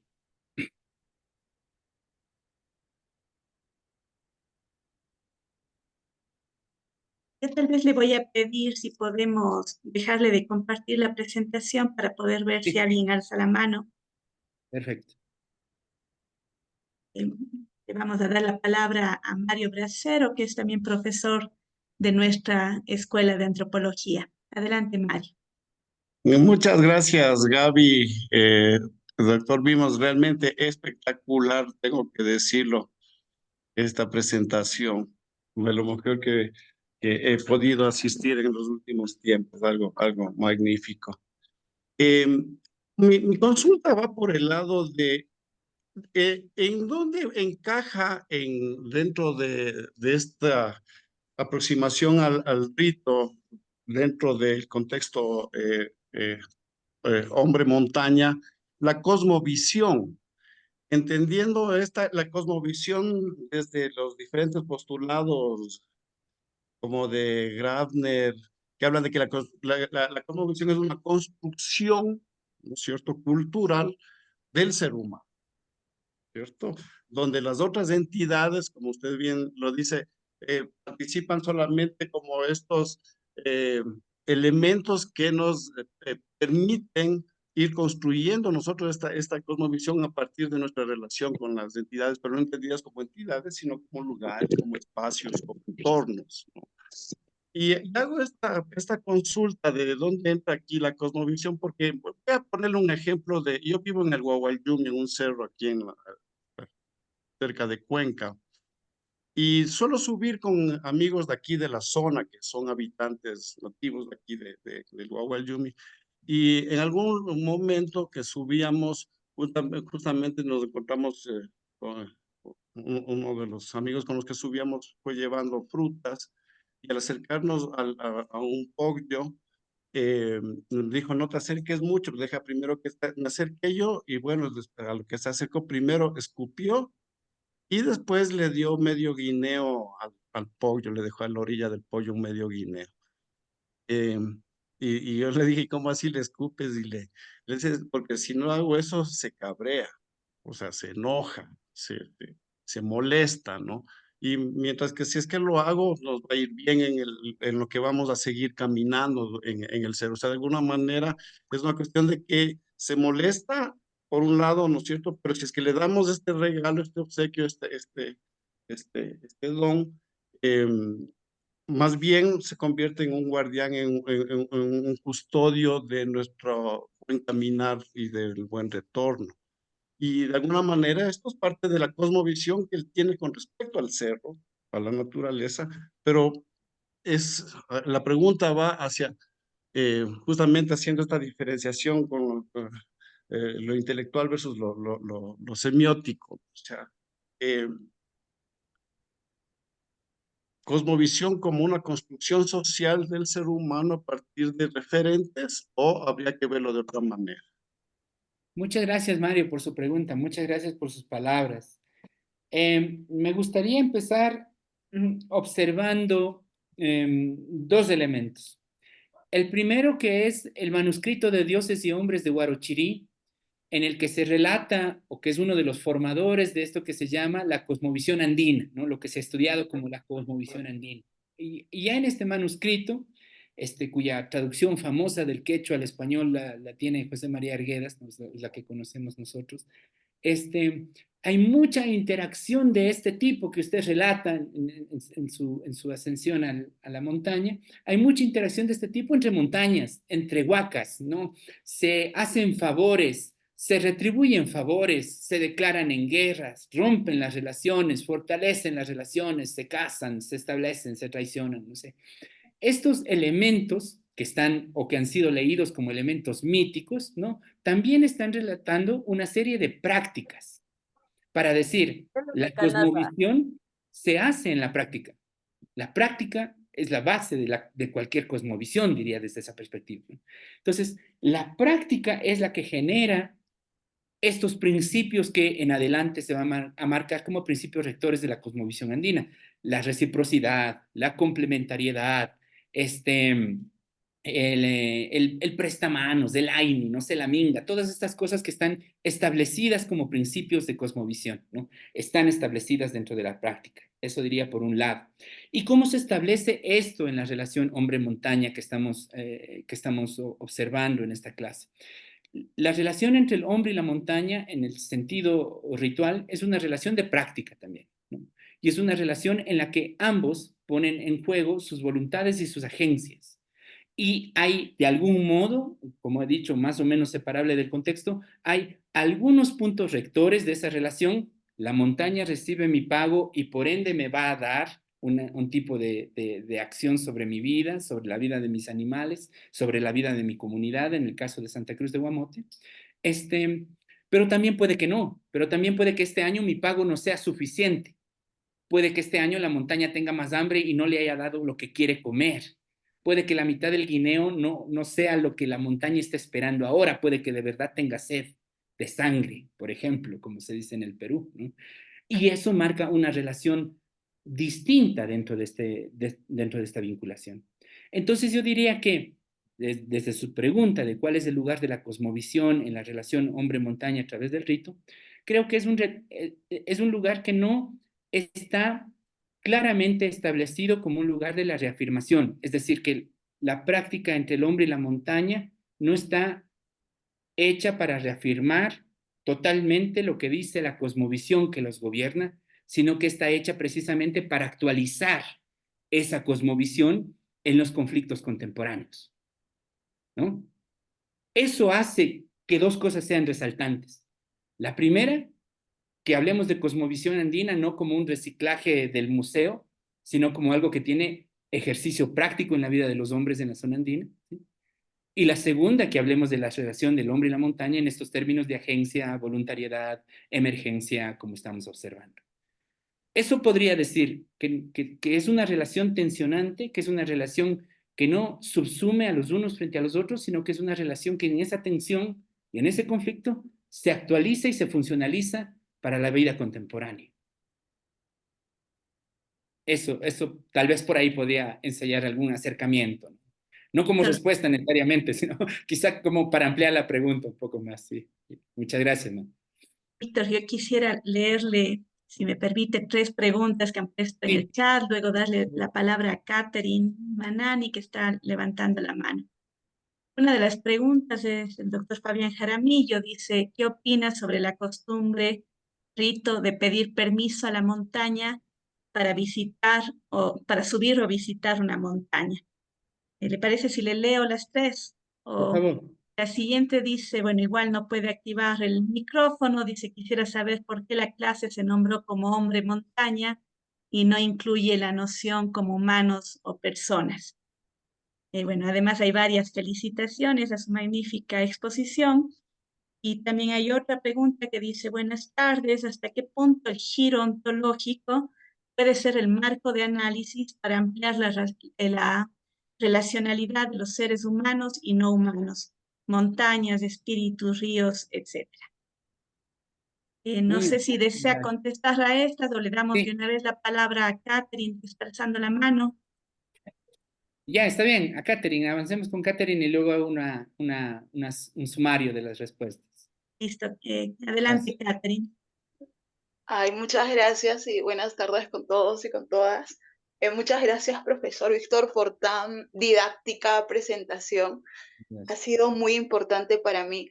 Yo trabajo en la línea de los sistemas políticos originarios. En algún momento usted mencionó algo que me parece fascinante. La montaña va a negociar con el presidente. En este marco, más que una pregunta, es un comentario que tengo, o finalmente es un razonamiento a partir de lo que usted ha ido explicando. Es que, claro, podemos hablar de sistemas organizativos, digamos, que finalmente hacen como elemento de un sistema organizativo, podemos pensarle ritos, se me ocurre, y a partir del entendimiento o el simbolismo que va a dar este, es decir, la persona que va a ir a ser, va a ocupar dentro del sistema de cargos, va a caminar con la agencia de la posibilidad del rito acompañado de la montaña. Se me va ocurriendo y voy haciendo ese razonamiento para pensar al rito como elemento clave de un sistema organizativo, de un sistema político, de un lugar específico. Bueno, quería comentarle esto y muchas gracias por la presentación, me ha encantado. Muchas gracias,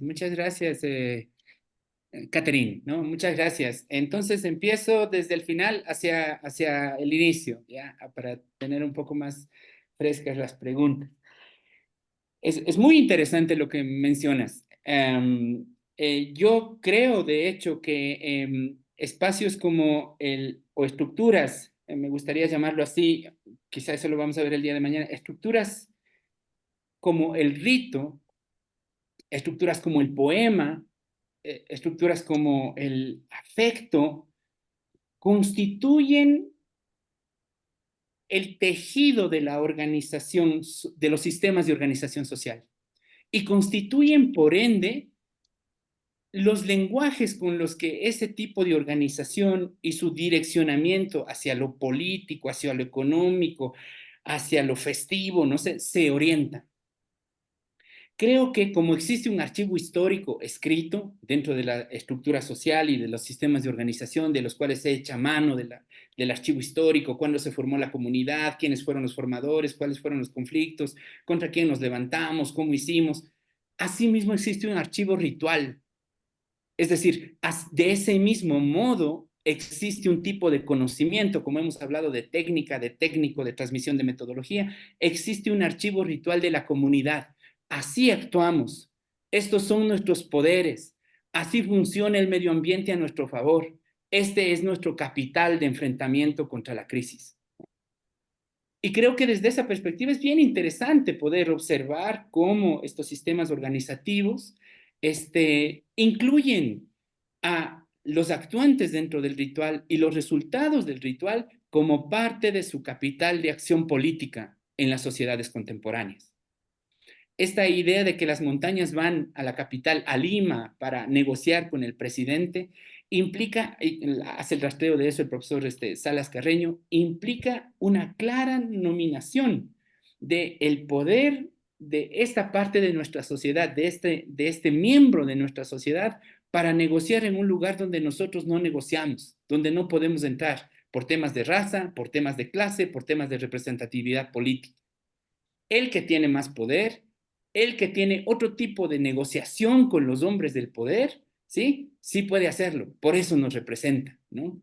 Eso es fascinante. Entonces sí, me parece que el rito, en esta perspectiva en que lo observas, el rito forma parte de estos sistemas organizativos de coaliciones frente al poder.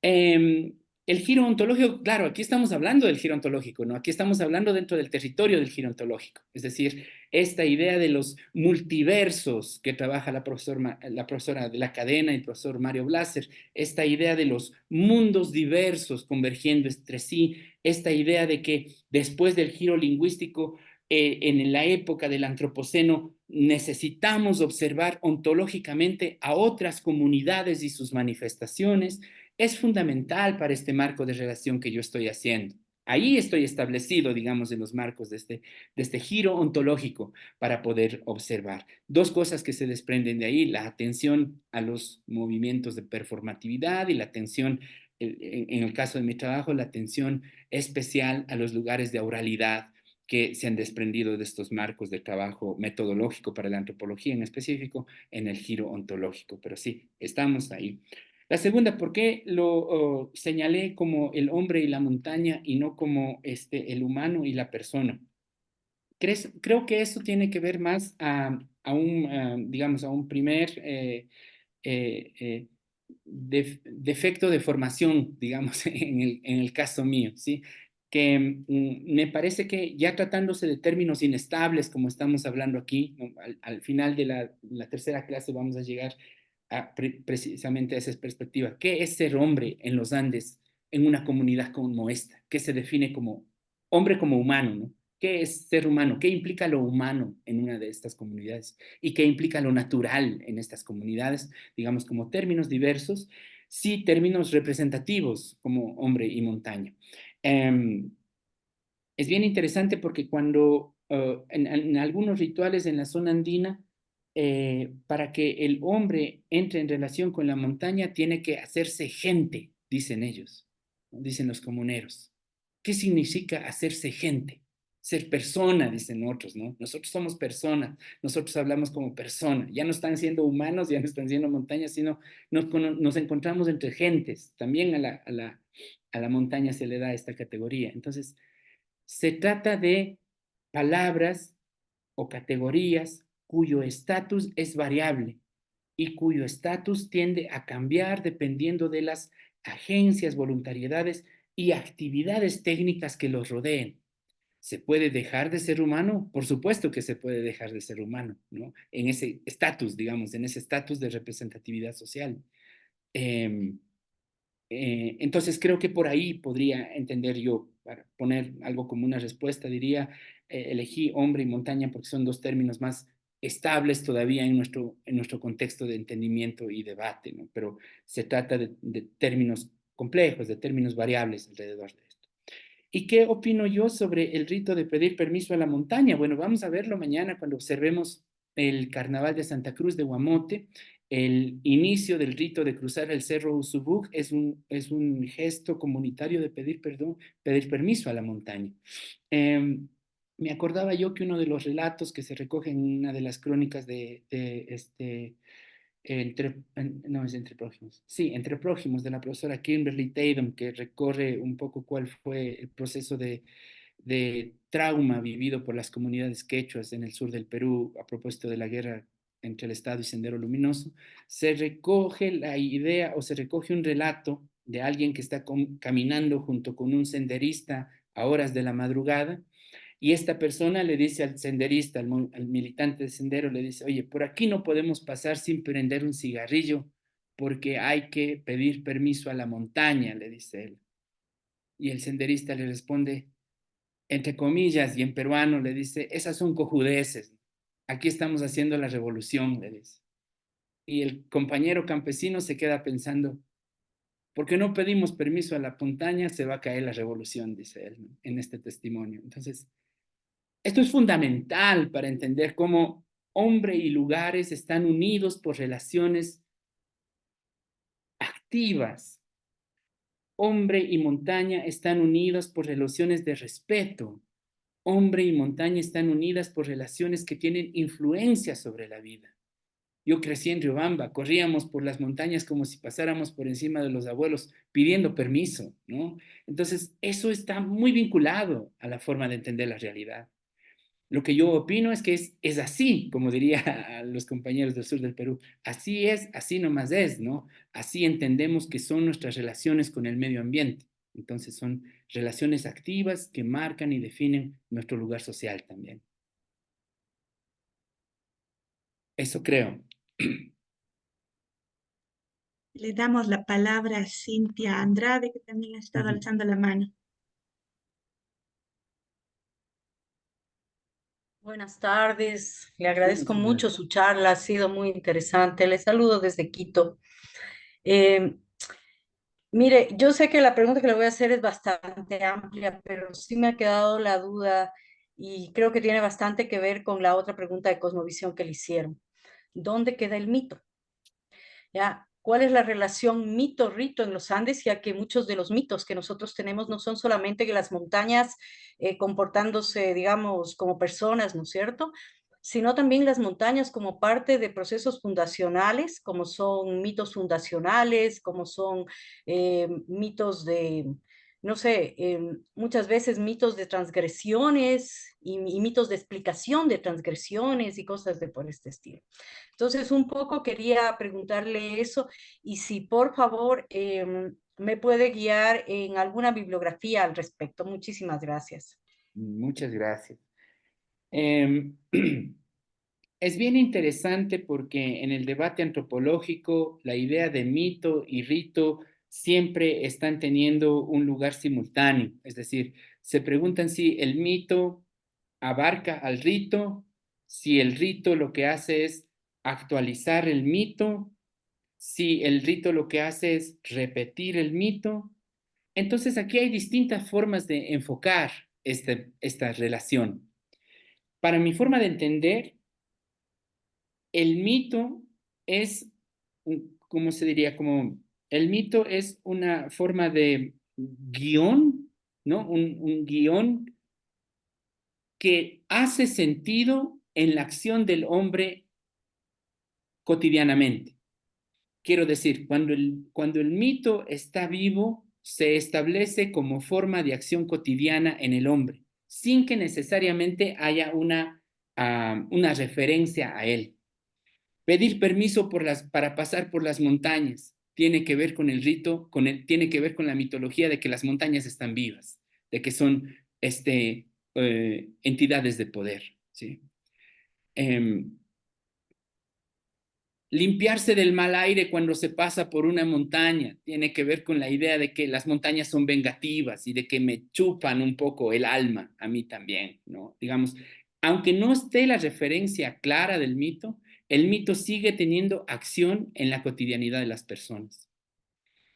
¿Qué pasa con este tipo de acción dentro del ritual? Yo considero que este tipo de acción dentro del ritual lo que hace es actualizar las relaciones contemporáneas sobre este tipo de información que ya existe. Es decir, poner los conflictos contemporáneos en el marco de esta mitología que me ayuda a mí a entender cuál es el tipo de relación que tengo con el medio. Por lo cual, entendería que el ritual, siendo independiente del mito, tiene vínculos de relación con él. En esta palabra que es fundamental para mí, su actualización en la sociedad contemporánea. Yo considero que hay dos elementos, o digamos, dos referencias para poder acercarse un poco a este tema. Quizás si me escribe al correo podría mandarle una de ellas, que es el texto del profesor Rodrigo Díaz Cruz sobre mitología y ritualidad contemporánea, en el que más o menos está explorando esta misma perspectiva. Y, y hay otra referencialidad que se me escapa ahora mismo, pero podría responderle si me pone el correo. Pero creo esto, digamos, en estos dos sentidos, ¿no? El mito y el rito, siendo independientes, actúan de forma efectiva sobre la vida de la gente, y el segundo, el rito, inscribe actualizaciones dentro del primero, dentro del script, dentro del guión del mito. Eso podría decir. Muchas gracias. Muchas gracias.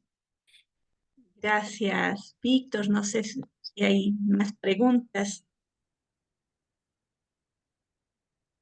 Es que no, bueno, yo quisiera primero recordarles a quienes no han registrado aún su asistencia el día de hoy, que por favor lo hagan con el enlace que se les mandó por el chat de este Zoom. Es importante para el proceso de certificación cuando terminemos el curso. Y bueno, agradecerle a Víctor. Yo creo que el curso supera con creces nuestras expectativas, que ya eran bastante altas. Usted nos ha abierto la puerta para reflexionar, creo que nos ha descolocado también a muchos marcados por esa racionalidad occidental, donde la relación interespecie es tan nueva y tan extraña, aunque nada nueva, como usted nos ha dicho, en los Andes. También nos ha abierto esta puerta para comprender la complejidad del ritual y su carácter de ambigüedad que usted nos ha indicado, su porosidad, esa porosidad de la relación hombres, ser humano, naturaleza, y también esa complejidad y multiescalonada relación que tendrían, ¿no?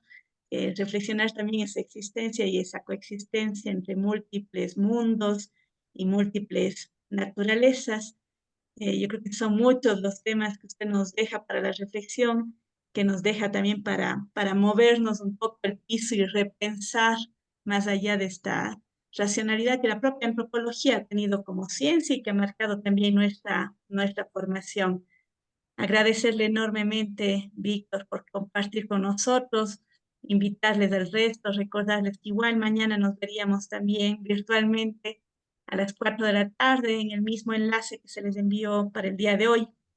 Nuevamente gracias y estoy segura que nos vamos a seguir nutriendo de sus conocimientos el día de mañana. Yo le agradezco mucho, doctora Gabriela, a los participantes, estudiantes, profesores, investigadores, observadores, artistas que están acudiendo a estas clases. El día de mañana, como he dicho, vamos a tener un viaje un poquito más descriptivo de dos etnografías, una en Ecuador y otra en Perú, en el que vamos a poner en diálogo estos términos que hemos observado el día de hoy. Y para mí es un gusto nuevamente poder seguir estableciendo estos puntos de diálogo y vinculación con la carrera, con la cátedra, con los intereses antropológicos que hay ahora en el Ecuador contemporáneo. Muchas gracias y nos veremos el día de mañana entonces. Muchas gracias, profesor Vimos. Muchas gracias a todos, todas y una buena noche. Gracias.